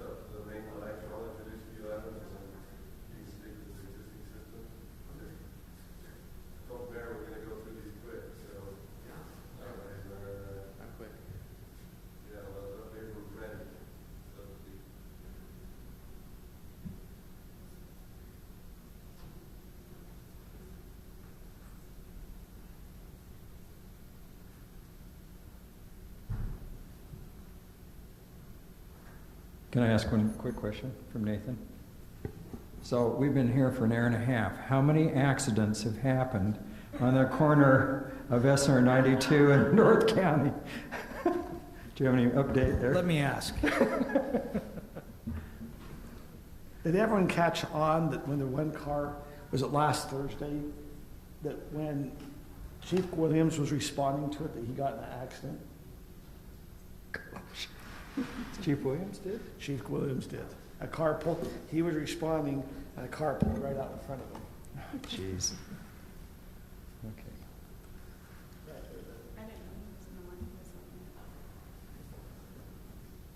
These are wonderful, thank you. Yep, well, here, it's me. Okay, Aaron, can we go next slide? Okay, so this is a follow-up on the sewer generally, but we did bid, as we had indicated to council, we bid the Country Club sewer project, it's the Dry Creek and Country Club sewer project. So the anticipated amount had been around 2 million, in the original budgeting, and it came in with total cost was about 3.3 million.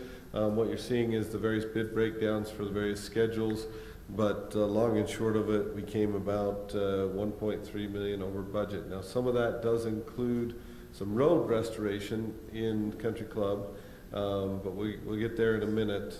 There's about $300,000 of storm drain and road restoration that we're going to talk about, but long story short, the prices went up significantly. As a result of that, and before we get there, is it just a down? One thing we did do, following the public meeting, we hired an independent arborist to come and evaluate the trees in the islands, and specifically the Siberian elms. Basically, what he came through and told us is that if we can keep the contractor 8 to 10 feet away from the trunk of the trees, that those Siberian elms will be okay. And then he also said that the pine trees are, not nearly as sensitive because their root system doesn't go as far. And we already knew the pine trees would probably be fine. So when we bring this to the council next week, we'll be recommending just leave the trees. Certainly, with that recommendation, everyone has to accept that when we rebuild the road, the entry will degrade quicker than it would have otherwise without the trees. But there was significant neighborhood support for keeping the trees. So at this point, we're just moving forward, keeping the trees. Sorry, I'm going to awkwardly interrupt Andy. Sarah, can you not hear us right now? We got a message and we're trying to figure things out. I can tell. You just sounded really garbly. Can you try and repeat that, Sarah? It sounds great now. Thank you. Okay, we go to the next So slide. Andy, is this sorry. saving all the trees that are currently there? Yeah, what they'll you're have to be saying? trimmed up, and, I make no guarantees, as far as what's, during construction, things can happen, right? But we will go in with the intent to save them. Now, the arborist does recommend that some things be done to those trees and some care for those trees, but where those are basically association trees there, we're gonna say that's something that the association should take care of. But we're gonna basically go in with the intent to trim them up, because we will have to trim them up to not hit the branches while we dig, but leave them in large measure, just leave them as is. So now we're gonna get into the project and into what we think is most important, and then the parts that we can wait on, because ultimately we're going to recommend that we award part of the construction but not all of it, and we'll go over sewer fund balance. So as Tavis, if he would come and speak to the needs of the different neighborhoods and why we're recommending what we're recommending. So Tavis, you're up. We're talking Dry Creek portion. Great. So this one, this project is phase 2 of an earlier project. It starts at 6,000 West, cuts through 2 residences, and then takes on all the way to Dry Creek. It may be maybe it was 2013, 2014, we put phase 1 in and replaced an 8-inch with a 12-inch line up to Dry Creek Circle. So in this area, there's a lot more growth. We've got Beacon Hills, We've got some more growth, and Trevor's seeing a lot more flows than just increasing in the last few years. There's some problems sometimes with pools, and lots of pools going in the area. So this one is recommended. So this Dry Creek area is nowhere near Beacon Hills, because this is the bottom.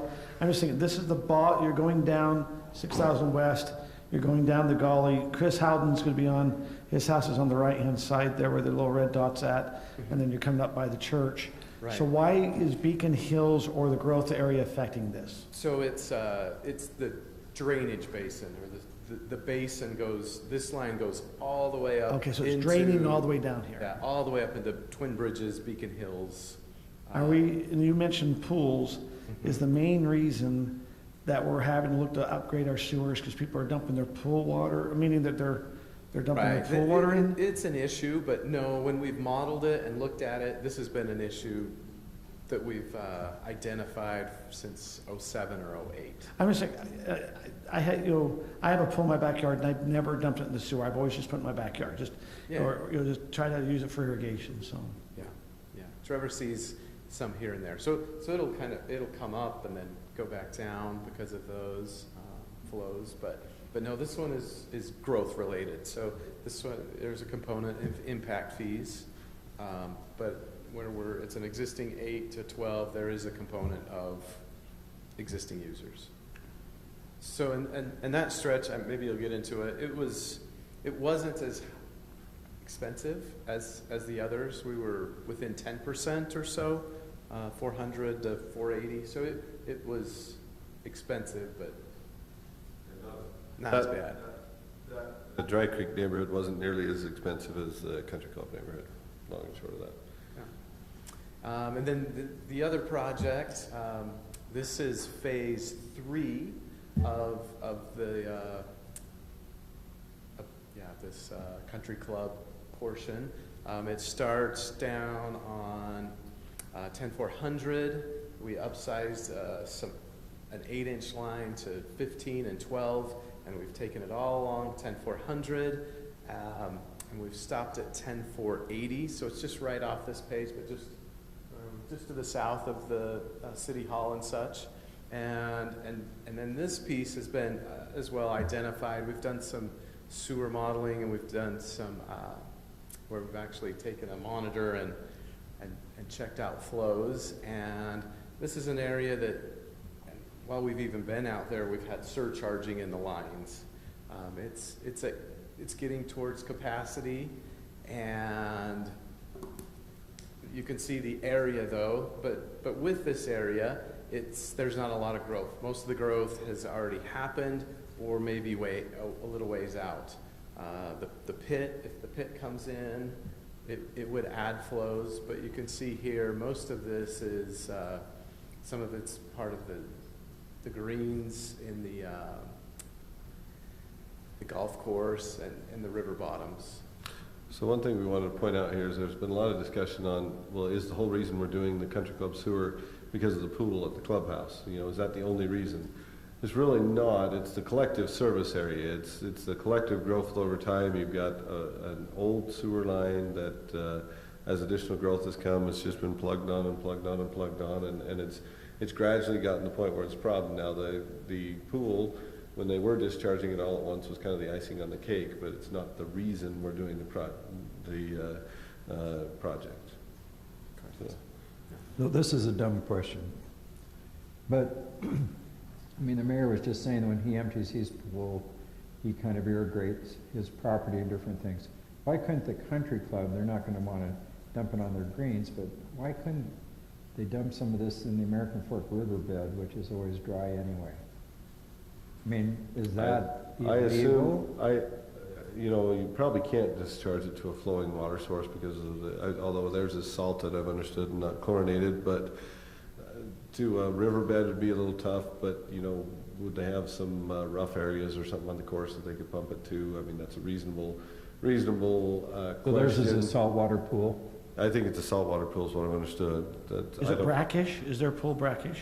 I think so. We just peeked into their treatment, and I assume so. So I think that the main reason they discharge is because they've got a filter system and they can pump through that filter system and discharge to the sewer is the way I've understood it works. But I'm not an expert in their pool either, but. It's when they a backflow reasonable wash, it price. gets everything to come fast out of the pool. If you put a pump in, it's a little slower, but when you ask about the grass, I didn't know that putting pool water is gonna hurt my grass, and I've never noticed it has. I mean, I don't know Yeah. Well, why. is your salt water or Mine's chlorine? chlorining. Yeah. Yeah, The I'm not salt- sure the why they salt- couldn't empty it somewhere else than the sewer system. Is it, but coming back, and okay. is the reason we're looking to upgrade, you know, we Well, don't have a lot of growth. When uh, I looked at that whole map, the only growth was maybe up in the spruce area, the spruces. Right, right, and that's the point of the map, and that's why we shared it, is that this is a long-term need that's not gonna go away, right? That was really the point of that first map. Now, I can go back to that, do I go up arrow to go back?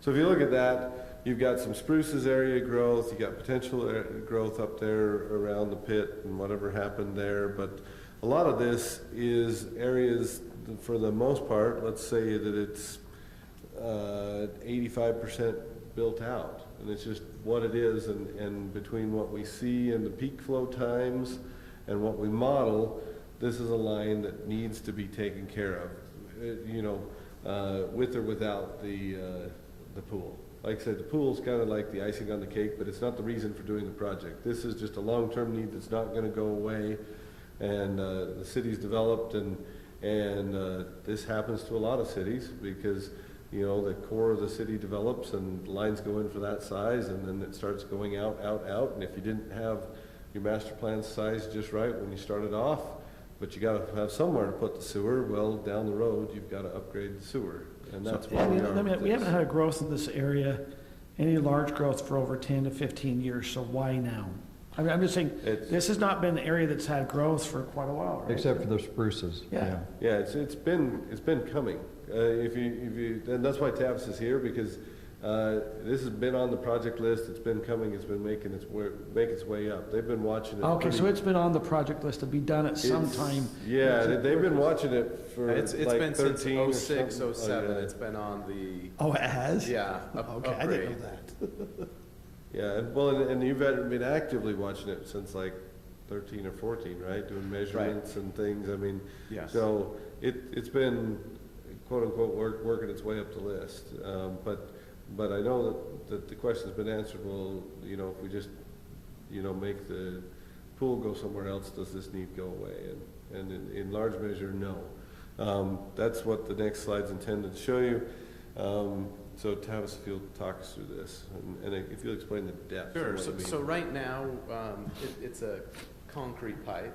It was put in 60s or so, so it's, and presently, new construction is PVC, much smoother, it's better material for the sewage flows relatively, and so when we look at modeling, when we look at capacity for an 8-inch line, when we're designing new, we never want it to be over 50% full, just because sometimes you'll have a larger event, you'll have something come in, you'll have a bit of a blockage, but that's a Department of Environmental Quality even, 8-inch line. So you can see from here, we've got a few pieces at the bottom end that are over 70, and that's existing right now.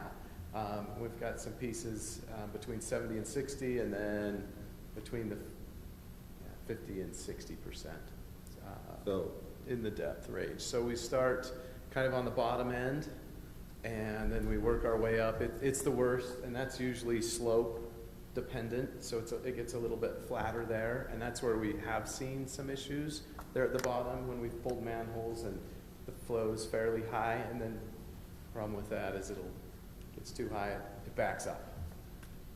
so in a general sense, anytime you get an 8-inch line flowing more than half full, you're at risk for peak surges that then cause you to flood basements, right?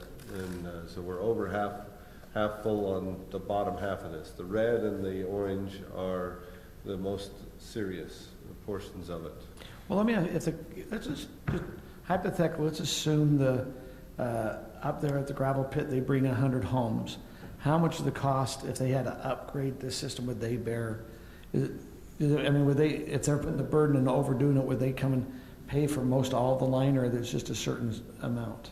So what we've got right now, when we finish this project, if we go forward with this project and we put in this 12-inch line, we have 400 new connections, roughly 400 new connections that could plug onto this. Now, the gravel pit, in that case, if it was a gravel pit and they brought in 100 homes, they would pay their impact fee. But you know, this has been in the city's capital plans, et cetera, and right now it would be unfair to say that the gravel pit gets to pay all of it. That's the whole principle of impact fees, right, is everybody pays their share. So in theory, all of those who are in that service area have contributed to the problem, not just the gravel pit. So Just a quick question. So you're talking about we're running near capacity in many cases. What do you consider to be a major event? I mean, if like everyone in Brittany's neighborhood flushed their toilet at the same time, or, I mean, how do you get a major event in a sewer? So you have a couple things in this area. We have our lift station from the Caddy Lane area. That discharges into it when that kicks in, because most sewer kind of attenuates itself, because if you will, everybody drains a little bit and it collects the flow. Well, I gotta be careful with my words. It collects the flow over a large area and it kind of attenuates a little bit the peaks, right? Right. It smooths out. It balances out. But then it balances out, yeah. And so you see that it becomes fairly predictable. You have morning peaks and spikes and things like that at certain times of the day. But it kind of attenuates itself over the day. But yeah, you know, the lift station kicks in, you know, and like I said, the icing on the cake would be the pool. The pool discharges too much. You know, you do have your peak events, like, you know, the classic one that is always quoted is halftime at Super Bowl, right? You know, I mean, you have those kind of peak events, but in a large measure, most days they kind of attenuate. It evens itself out. That balances out. But as you start to get a little bit fuller, you know, over that halfway on these smaller pipes, because what you got to think of is if you're flowing halfway full on an 8-inch pipe, you've only got that much flow yet to come. If you're flowing 3/4 full on a 12-inch pipe, that still means you've got even more area in the pipe that can handle more flow. And so that's why they recommend giving yourself a little bit of buffer. So you want to put in 12-inch pipes? We're going to put in 12-inch pipes, and then that'll give us about 400 new connections that could happen. Now that's on this given stretch of pipe, right? If 400 homes come in upstream, there might be some additional issues upstream that we'd need to look at, but this section that we're replacing here, we're saying, okay, if we go and replace it with 12-inch, this portion could handle additional. What you're saying is you budgeted for $2 million to replace the 12-inch pipe here in the country club. It came back in at 3.2. Came back in at 3.2, 3.3. And so the council needs to make a decision, are they willing to allocate an extra 1.2 million out of the sewer fund to go into this project? What we're recommending is that we cut it back and we take care of the worst parts first. So we're recommending that we build the red part on the screen, and that still brings us in around the $2 million range. And then if you go back to the one previous, what's shown in blue on this screen is where the yellow was, and we feel like it can wait a little longer, right? Okay. So we don't, because the last thing we're going to look at is we're going to look at sewer fund and answer Scott's question on the sewer fund. So if we look at the sewer fund, and these are really small numbers, and I don't know how much you can read on your screen there. So I'm going to kind of get to the heart of it. So we ended fiscal year 21 at $4.18 million in the fund balance. Okay. We are projecting that for project needs, we will have $1.1 million in revenue from rates that would be available, and we're looking at an 18-month window, because we're looking at we've approved 3 projects, or we've approved 2 and we're considering a third. And those would all be paid out by about January 1st of 2023. So we're looking at an 18-month window there. We're about halfway into that window, right now. The 2 projects we previously approved were the Victor View Sewer Project and then the lift station, the Pheasant Hollow lift station. Those 2 have been approved. Now we're looking at, I'm calling this one project, but really it's the Dry Creek project. It's the Country Club project, and then there is a little sewer that we need to take care of up by Knight Boulevard, but it's only 40,000. It's a pretty small drop in the bucket compared to everything else here. But so at the end of that 18 months, we would have $6 million, and I'm just round numbering it. Now our net expenses, because a portion of the country club, and I'm going to go back, everything in red, except for out on the state road, but everything in red through Country Club Drive, on the heels of this sewer project, as a part of this project, would have the road, repaved.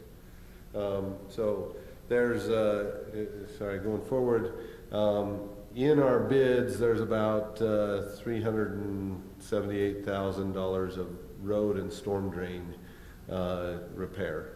And so those funds would pay for those. The sewer fund's paying for the portion of the road that the sewer's impacting, and the roads funds are paying for the portion of the road that the sewer's not impacting. So each of them kind of share in putting the road back together. So when we're all said and done, if our revenue projections are accurate, are in 18 months from the end of fiscal 21, which again we're looking January 1st of 23, because we're talking to the contractor who's bid this project, and they want to do the work this summer. They're planning to do the work this summer, so we'd be paying out, and the lift station's supposed to be done into this year. Victor View will be done here hopefully a month from now. So at January 1st of 2023, we'll be about at the point where we would hit the lowest point in our sewer revenues, because we would have expended all of these major projects. Collectively, those projects are $4.5 million. That's the expenses portion of it. At that point, our sewer fund would have 402 days of operating cash as our fund balance. We don't really want to see that get below a year. We want to keep a year of operating capital in our fund balance for these utilities. The reason on that is because these utilities, you can have something major go out, and we saw it last year. We can spend $150,000 in a day. The pump just went out. There goes $150,000. So you want to have a pretty significant reserve on these. But with awarding this, if we did award this project, it still keeps us a little bit over that year operating capital, and then by the end of fiscal year 23, we'd be back up to about 2.3 million in the fund balance, and we'd have about 478 days of operating capital. But the thing that we need to recognize is we just split this project in half, if you will. So there's another $1.3 million of sewer work to be done in Country Club in a future day, and we'd probably look towards something in 2, 3, 4 years down the road whenever we've got funds built up again. Then we've got about another $500,000 of lining to do in the various pipes, some of which are in these Country Club neighborhoods. And then we've also got the portion that Tavis was alluding to down on 10480.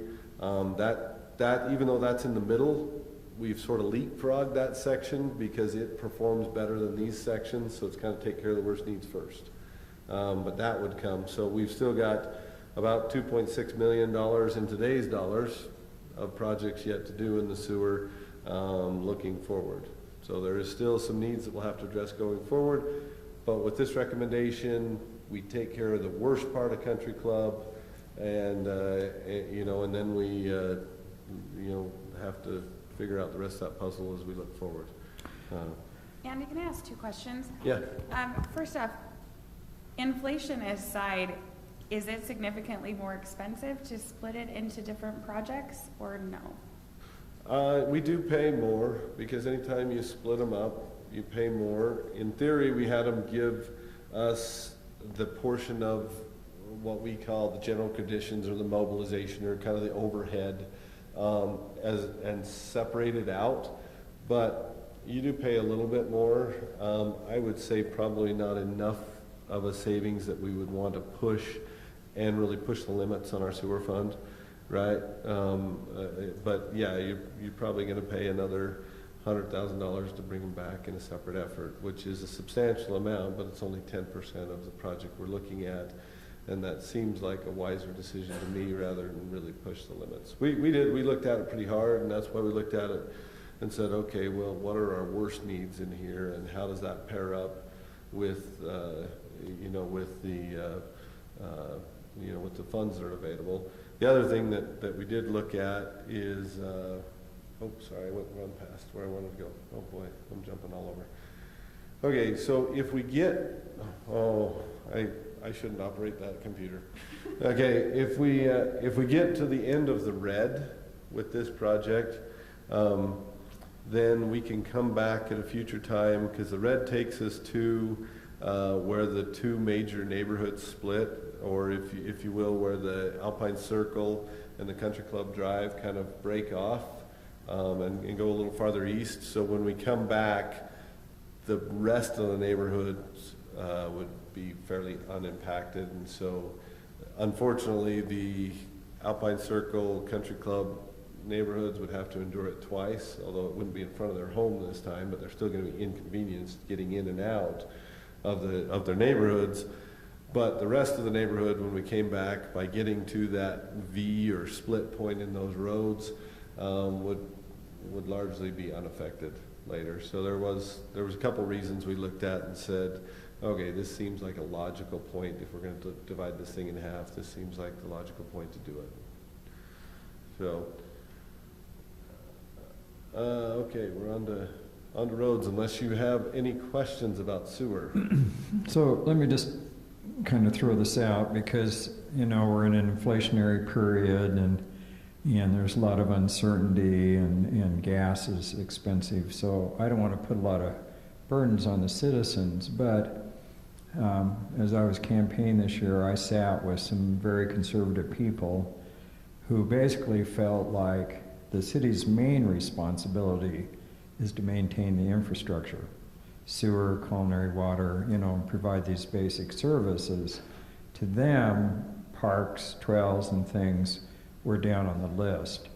So I guess the question I have to ask is, do we need to do more study on a utility rate for the sewer? Because some of the infrastructure in the city is getting pretty old. And this is a section that is old. So do we need to maybe talk about tweaking it up, because it's an essential service? Yeah. We're actually doing that right now. I think that isn't next Thursday or Tuesday. We should be Tuesday's going through our new You're going to go into data or impact fees, and then we'll do utility with rates. all this inflationary, we figured we weren't collecting enough in our impact fees. We want to make sure we're getting enough from all the new build coming in to what the cost is. Or what their cost. So that makes sense, but I'm that just. will help us know on some of these projects, because doesn't that all feed into it too?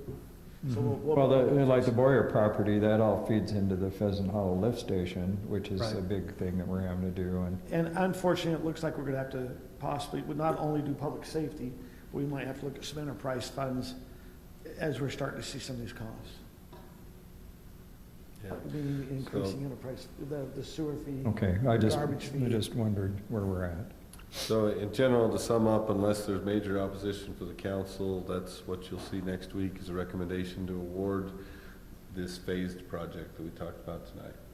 I think it's a good idea. So, we're going to talk about roads next. Just touching base on roads. In a general sense, the city's road program's been devised to give a variety of treatments. Andy, before you go on, do you have any direction for us on the sewer project?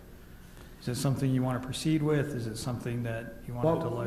What staff proposed with them just breaking it in to doing the $2 million project is The council have any questions on that? I support the phased. I mean, if we haven't got the money, we haven't got the money to do the whole thing, and so I would phase it, yeah. Well, one thing Tavis is reminding me of, is we open these bids, normally our bids are, years past would be good for 60 days, but these days we're lucky if we can get the contractor to hold them for 30, because their material prices are just all over. The contractor's virtually calling us daily, and by the time we hit the 29th, we'll be kind of on the backside of that, and so we're gonna have to give them, for lack of a better word, a preliminary nod to say. Well, you just heard from 3 council people that they seemed that was the best approach to take. We ought to approach We can't vote tonight on it. the but it's- phased We can't vote approach. tonight, we understand that, but we basically gotta give them pre-notice of our intent to award so that we can hold their bid. I think that's what you've heard. And Tim, did you want to chime in on that? No, I agree. So you got probably 4, and maybe even Sarah. I'm just saying, Okay, okay. Tavis, you Yeah. got what we need? Okay. Looking at roads. So typically, the city's kind of broken the package into lots of different treatments, right? And the reason we break it into lots of different treatments is the principle with roads is you keep your good roads good and bring your bad roads up as you can, right? Because it takes $1 to bring up your your good roads, and it takes $10 to bring up your bad roads. And so, if all you focus on is your bad roads, you can't get anywhere. If that makes sense. So you keep your good roads good, and otherwise it's a spiraling downward if you don't put your best money into your best roads. But that involves a lot of things, and it is, the hard part about a road package is that there's a lot of judgment call, right? Because everybody's got something on their road that they don't like, some particular bump or some particular crack or something else. But we have to look at it as a whole, and we have to say, well, is that to the point where we would actually come in and overlay it or rehabilitate it, or would we just try to patch up that little bad part and then seal coat everything else? And we do a lot of that, and we get the most mileage by doing the cheaper treatments and keeping those good ones good.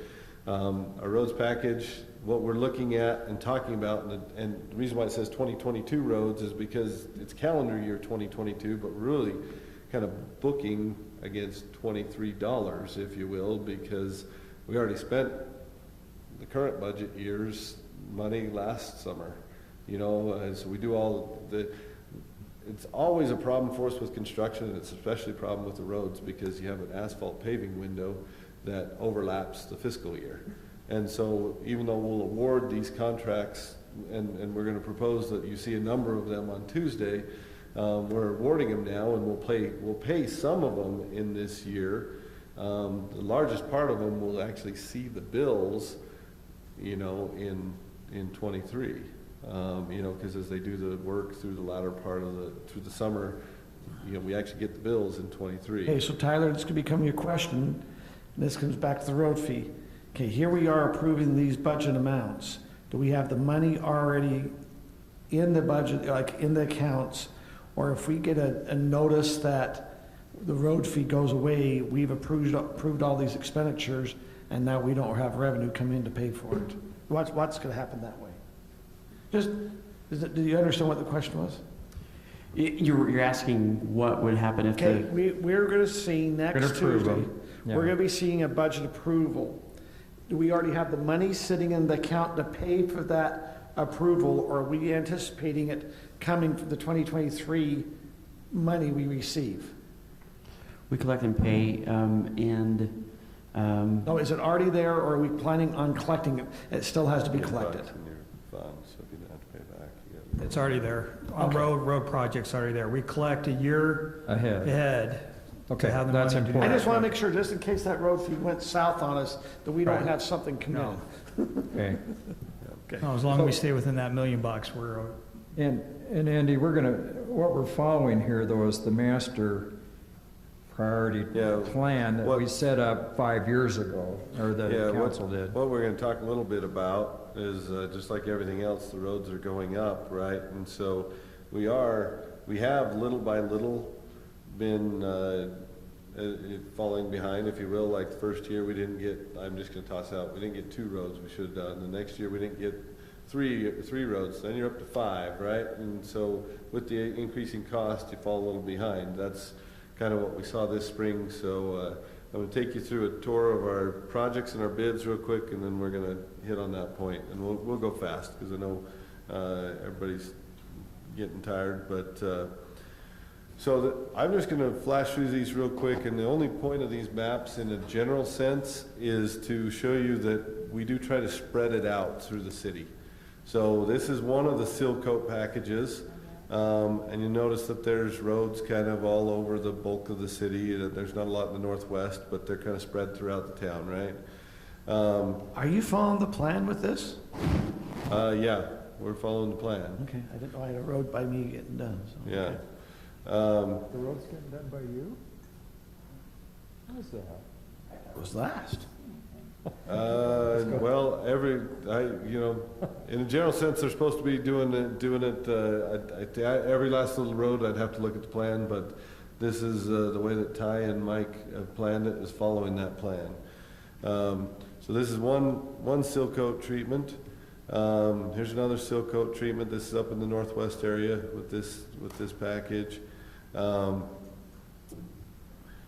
This is our crack seal and patching treatment. Now, a lot of times what we do is we come in and we patch up the bad spots, and then we do the crack seals before we put the seal coats on, right? So you'll notice that this kind of repeats itself, and that's because of that point, that we fix it up and then we seal coat it. Next one is our bonded matrix. Now, this is most of our collector roads, not all of them, but they're all collector roads, and this is where we put down the oil, and then we put the chips, and then we put the oil over the top, and Oil down, put chips. They put little rock chips. Okay, The okay. chip seal, Little rocks, okay. if you're familiar with the term chip seal, the bonded matrix is the new fancy word for chip seal. So everything comes back in vogue, it just comes with a different name, right? In style and fashion, well, we do it in roads too, right? So then the only road that we're proposing for rehabilitation this year, and when I say rehabilitation, kind of major reconstruction and repaving, is up at Timberline and Wildflower. And you'll recall that last fall, we got late in the year, and it turned out to be a really good decision because these soils are very sensitive up here, and we decided to push this off. And then right after that, it rained like 2 or 3 weeks really hard at the beginning of October, and boy was I glad we pushed this off. But we did promise these folks that we'd be back to do something this year. So with our bids and the way they came in, here's kind of a summary of our bids. So we have not yet bid the Timberline and Wildflower. We're working on a design up there for something that the city's never done, and that's rather than digging it out when it's soft, we're going to add cement to the existing, we're going to mill up the existing road, we're going to add cement to it to harden it up, and then we'll pave over the top. Up there at Timberline and Wildflower, there's a lot of water that moves through the subsurface of the soils. It's soft soils, and there's enough problems that we think we'd be over excavating a vast area, and so we're going to go forward with this cement treated. It's called full depth reclamation, and you come in, you mill it all up, you put some cement in it, and then that helps bridge it so that you can pave over the top of it again. But the portions that we bid the 2 different kinds of silk coats, we bid the bonded matrix, we bid the patching project, the crack seal project, and then when we figure in the portion of the roads that the roads is gonna pay for in Country Club. So I guess I should say we are actually rebuilding Country Club. If we go forward with that project, we'd be rebuilding Country Club. But those portions, by the time we put a contingent on it, that's $1.5 million. Now, our typical spending in a year has been about $1.6 million. We've spent about $1 million of the roads fee and about $600,000 of our B&C funds. This year, what we're recommending is that we go ahead and award all those the ones on the top, the ones that we have the bids, but we know that it's coming, in a month or month and a half to do that wildflower and timberline. If we do that, that will take us up about $300,000 over what we have been spending. And this goes to the idea of how much do we want to put ourselves out there, right?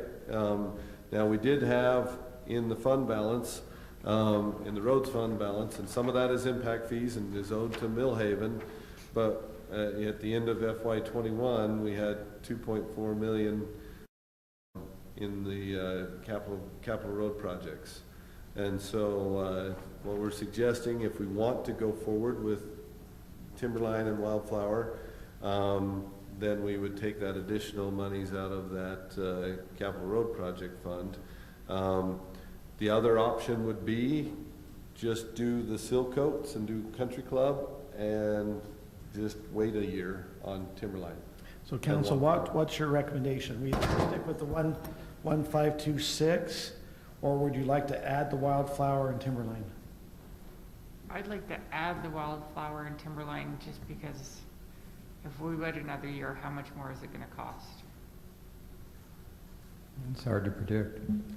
I'll support Kim, are you Councilman, referring to the increase in cost or also the increase in cost to actually fix it because it's deteriorated for an entire additional year? This goes to the point of keep your good roads good. That's what I was trying to. If you keep your good roads good, then they don't deteriorate as much. But once you've hit the point of rehabilitation or a major road rebuild, short of the inflation, and I think that's more what Kim's speaking to, the inflation element's going to kick in, but it's really not going to cost you that much more to, once it's hit that bad point where you're going to tear it up and rebuild it. You're going to tear it up and rebuild it one year, you're going to tear it up and rebuild it next. So what you're really seeing is just the inflation element that would, the cost increase of inflation. So Kim's favorable, Scott's favorable, anyone else favorable on the 392? But different, apologies. No, go ahead. I was going to say different for your good roads, because if you let your good roads deteriorate, that's the principle of you go from $1 to fix it to $10 to fix it. But we're not at that point. But once you're already at the $10 point, which is where we are, really make much difference. $10 one year or $10 next year. So the way things are going, what do you anticipate the inflationary influence to be in that? I laugh Come on, because I don't get that dare crystal guess. ball out. Let's Yeah. go. Yeah, it could. Well, they're saying we're probably stuck with, we could be at 10% inflation. Yeah. And that's overall in the economy, so building materials would be even more. Yeah, no, they would be even more. That's why we're seeing, that's why you're seeing that we thought the sewer project was going to be 2 million, maybe 2.3 on the high side, and it comes in at 3.3 million, right? Number one, you got a lot of demand out there for infrastructure projects. Number two, Maybe it would be prudent to do what So Kim is Tim, suggesting, and then go ahead and do this now. So Tim, I was reading an article that says we're getting ready to go into recession. Then right below it, I read an article that says that everything's going to keep growing. So I have no idea. I'm sure things going. Whatever you want. We don't know. The temperature. Anyway, is there someone else supportive on the 392? Do you want to move forward with the 392? Wildflower and timberline. On the wildfire. So, I'm in support of phasing things in and not spending more than we have, but I do think I would agree to wildflower and timberline because I think the big cost is the cost of asphalt and oil, which is, we don't know on that. oil's been close to $100 a barrel. It used to be half that. We don't know what it'll be like. Yeah. So, and I just, what I'm hearing Tim says let's do wildflower, timberline, as well as Kim and Scott. Brittany, where are you at? Yeah, I think we should also do it because of what Andy said. You put off one road every year and we're never going to catch back up. Sarah, what's your feelings? Sorry, I don't know if we have Sarah there or not, but Andy, I'd go ahead and put that timberline and wildflower on for next week. Okay. 9:25. How's everybody feeling? I got a quick one at the end. One more. Okay. So last thing we're going to talk about is Parks Building. We've kind of kicked this down the road for a couple meetings. We had our, and we gave the council an update. We had our open house, and last fall and got some input. We only had just a few people attend. There was 3, if I remember right. But we've hit the point where to keep moving forward, we need to spend, you know, $10,000 or so in additional design monies, $10,000 to $12,000 in additional design monies. And before we spent that money, and I'm just going to go through the slides real quick to remind everybody what we're looking at. This is the Parks building next to the community center, finishing off that parking lot. This is what it looked like from the street side, with the back of the metal building, the new metal building kind of having a faux brick, if you will, on the street side. And this is what it looked like from the west side, or from the parking lot side. Would just be a metal building that, you know, if we want to do something more with the exterior, I guess down the road we could. But this was trying to get in as low and competitive as we could, trying to find something that balanced the aesthetics for the roadway and yet got us into the building as low dollar as we could. Before we... Are you back? I agree with what that said. We can't just keep putting off roads. We need to try to catch up as possible. Sounds like we got 5 out of 5 on that one. In this year's budget, there's $300,000, but as we've talked about, the budget estimates that we had, which were admittedly last summer at this point, were to finish everything, the parking lot, the building and everything, we were looking about just a little under $900,000. Now we've seen some inflation, and we did have the money in the capital improvement fund, and we were going to bid it with some phased options, you know, to where we do the building and maybe a little bit of the parking lot, etc. But before we dove in headlong, did the design and put it out to bid, we wanted to bring it back to you to confirm that the council feels that this is the direction we ought to go. You know, I guess just kind of circling the wagons and saying, okay, are we ready to go on this one? And if so, we'll put our shoulder in and go. So Andy, let's assume we don't do it. Like this winter, we didn't have this. What's been the impact on the Parks Department not having it? We don't, you know, over all the other years, we had the 2 homes down in Pheasant Hollow they stored. This is our first winter we've not had a storage, you know, so share with us what they've done during this winter, where have they been storing the equipment, what's kind of been going on that way, and how's it worked? So this winter, they've been using the storage units that we have down in American Fork. They took a lot of the stuff down there. And for a storage for the winter, we were okay. Probably our bigger problem, I mean, when I say okay, we still rented the storage and we still used time that we could have been actually working on parks, carting stuff down, carting stuff back. In the middle of the winter? We could have been, we do a lot of projects during the winter, you know. I mean, we still, in the good days, we still make a lot of headway. You've seen a lot of trees being trimmed this winter, and we've done a lot like at Highland Glen this winter, so we still do accomplish a lot during the winter. Now there's snow days and there's bad days, but there's still a lot of days we can get a lot done. But the bigger thing for me is the operations. When we have all of our seasonals up there at the main public works building, it is really crowded. Brittany sees it more than anybody. We have kind of a parking overflow problem up there. When we're fully staffed with our seasonals, we have a parking problem, and then we also have just an operations problem and you know, a bathroom problem. We've got a lot of young women that work for us now, and you know, we've only got a couple bathrooms up there, and right now they're kind of, you know, unisex bathrooms, and that's not always the greatest for the young ladies. And that adds to your country club problem with the sewer line. Yeah, there you go. So we have lunchtime peaking problems. That's right. So can I just make a comment? This seems like a no-brainer in a way. I mean, we don't have the funds really available, but you really need a central location because you're spending a lot of time, wasted time, moving things from American Fork and from the mouth of the canyon. And with the cost of gas in that's not cost effective. It just seems to me if you had a central location, wouldn't you save money? In the long run? Yes, we would. Yeah. In the long run, our operations would be a lot more efficient with the parks located centrally. And I think Right, your for many, costs many would be better in reasons, some ways too.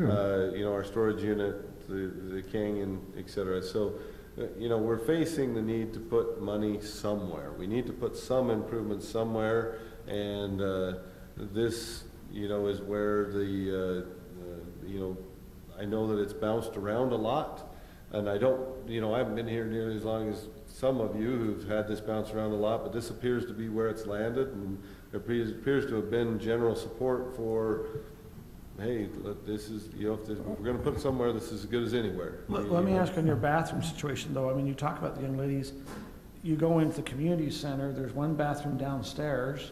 Right. I mean, you haven't, have you taken care of the bathroom? I mean, it still seems like you have one unisex bathroom. We're actually with plans moving forward with some of the adjustments we made to accommodate some of the existing users in the community center. We were gonna add some bathrooms out in the shop too, so that, because, you know, of that. Oh, your bid would have some bathrooms out here? Have some bathrooms didn't know out here. that. We would have a couple bathrooms out here too. I think we need to do it. Yeah, I was gonna, is that what you need from us, is wanting to know if you should go out for bid? Yeah, we just wanna know, does everybody still support it? So if we go and spend that design money. Let's make sure, go ahead with Sarah. I want to hear Sarah. She's with, Yeah. go ahead, Sarah. Yeah, I was on tour prior to the university, and I thought, this was a great idea. Now I'm on the Arts Council, and the more that I talk around and thought about it, I feel like there's a bit of a contradiction for me. Because that's the only place we really have for our art and for our community to really come together. And they're going to release a lot of that, and I think that's a huge loss for our community as well.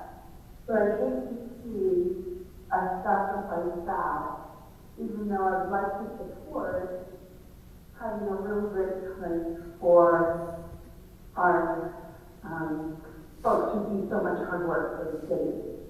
I just wish, you know, I don't know if there's any other possibilities, but I really hesitate giving up that community center and what that will entail for the public as well as our community. We really need a place, a particular place for the community to meet, for arts, for our senior population. They're starting to use that really more and more. And I think that's really going to drive out many of the art opportunities and the community center opportunities. I will say, Sarah, it is a bit hard to understand you, but from what we're hearing, essentially, you have a concern that we're taking away art space, right, for the Arts Council and just community gathering space. Is that correct? Yes, that's correct. Is this better? That is a lot better. Sorry. Okay, let me try again. Yes, I'm really concerned about what it takes away from our art and our community. That's the only place our community has to meet for art and music. A lot of seniors are starting to meet over there for different functions. And I really want to be supportive of our Parks and Rec and understand the need for that. But I would really like to pursue a different solution because I think we sacrifice so much. Either find a really good place for our arts to land and our community center, or find a different place for our Parks and Rec folks to land. Can I speak to a little bit of an update that I'm not sure if council heard in terms of plans with the community center and arts with the parks building? If you remember on the tour, originally we talked about just the upstairs being preserved for arts, but the lower half would be shifted completely over to park space. Right. We heard from council, from the Arts Council, that that was a major concern to Sarah's point. And so we've, part to what Andy's speaking to with the restrooms and other things, what the revised plan was to keep the upstairs again for arts and keep one of the gathering areas downstairs and the restrooms downstairs and a storage closet for arts. So kind of the, what direction would that be? The east half of the, would be turned into parks offices, but a majority of the current community space would stay. It would shrink slightly, but a majority would still stay. Right, and we're gonna eventually carpet and paint it? There was kind of a hold off because of this project. I really didn't want to carpet something that then workers were going to trudge through. Even if they're just touching the bottom, let's be honest, they will go through the top. So on the room downstairs, you have a classroom, then you have the open reception area. Is the plan right now to keep both of those open or to close off the classroom and only keep the open reception, like that open To area? convert the reception area into a classroom and keep the classroom for a conference space for the Parks Department. Yeah, the Arts Council did review that with me. The concern that they have is that when they really use the whole building, and they find that they still don't have enough room even as it is, especially when they're trying to do any kind of performances. And more people are looking to use that building. So I still have just some reservations about that.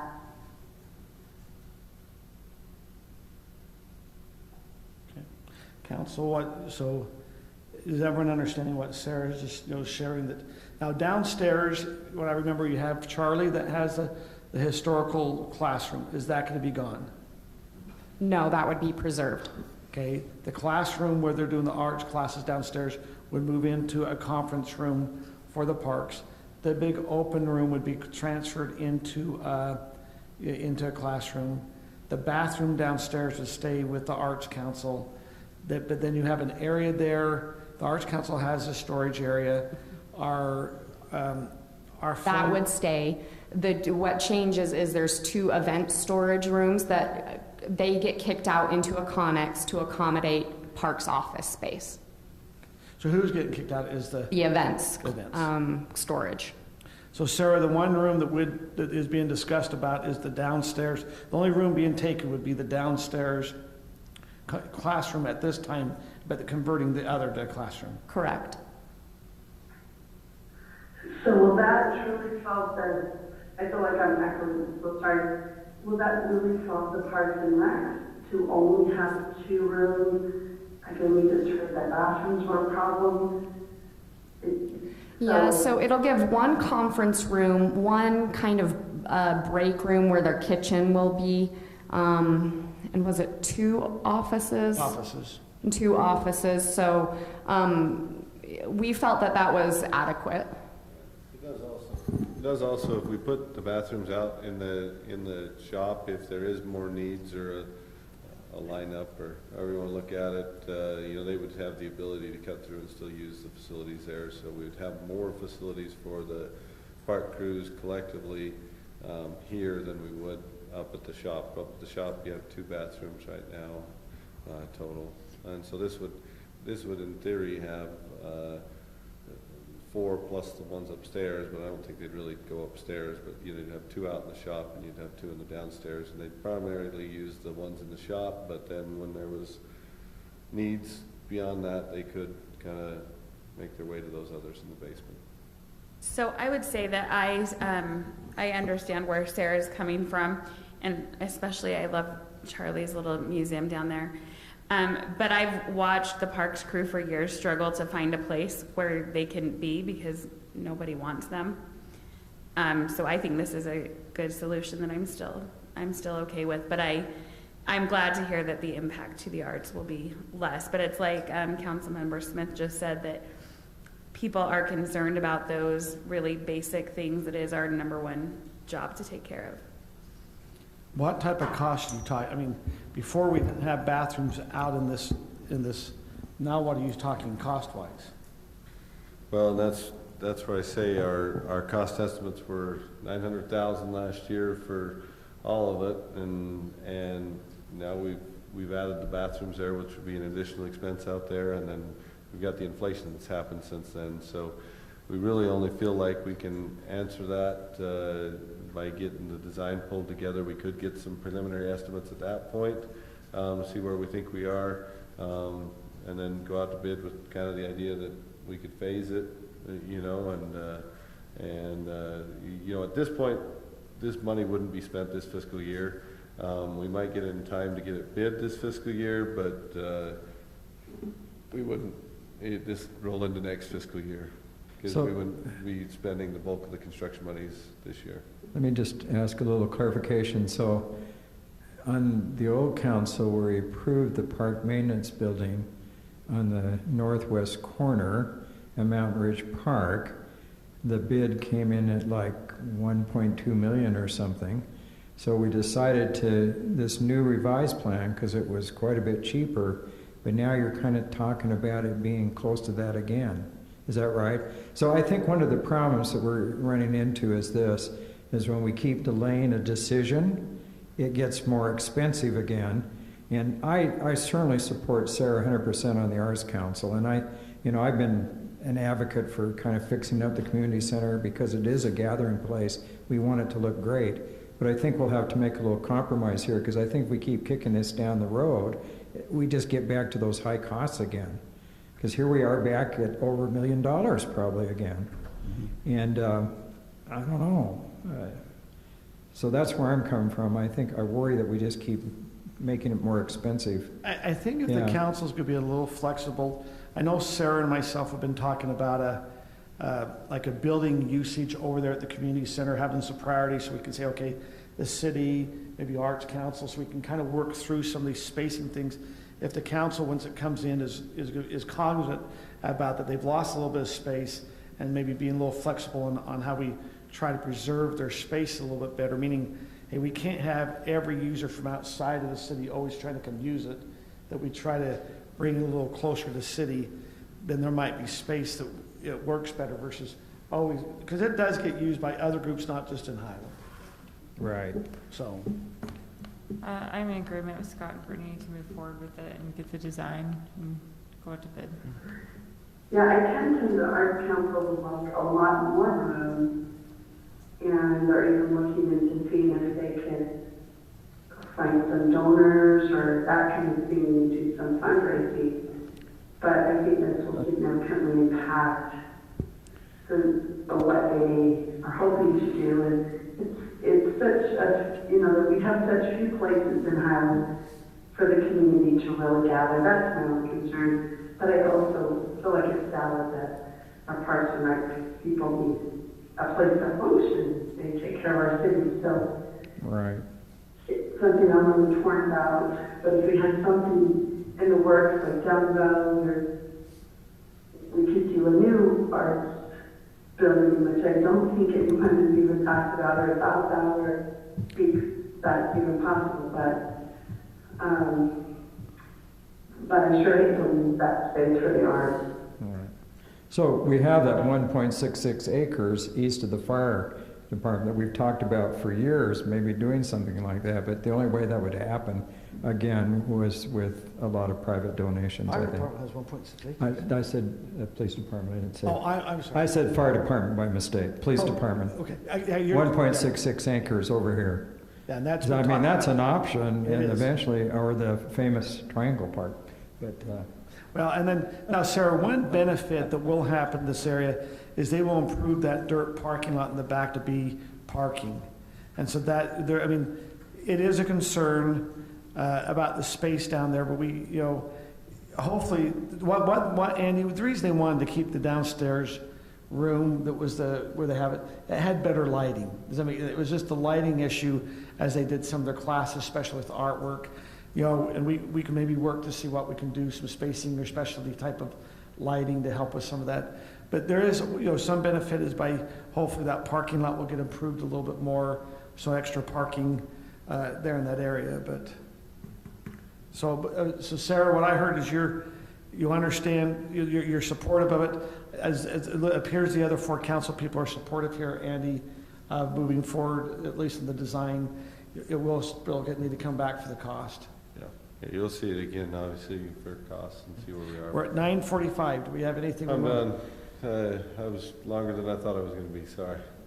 Anything else we have? It's 9:45. Anything else? Okay, I guess is there anything else to council before we turn to pumpkins? Okay, we need to have, I guess, a motion to adjourn our work session. So moved. Okay, moved by Scott, seconded by Tim. We are now adjourned.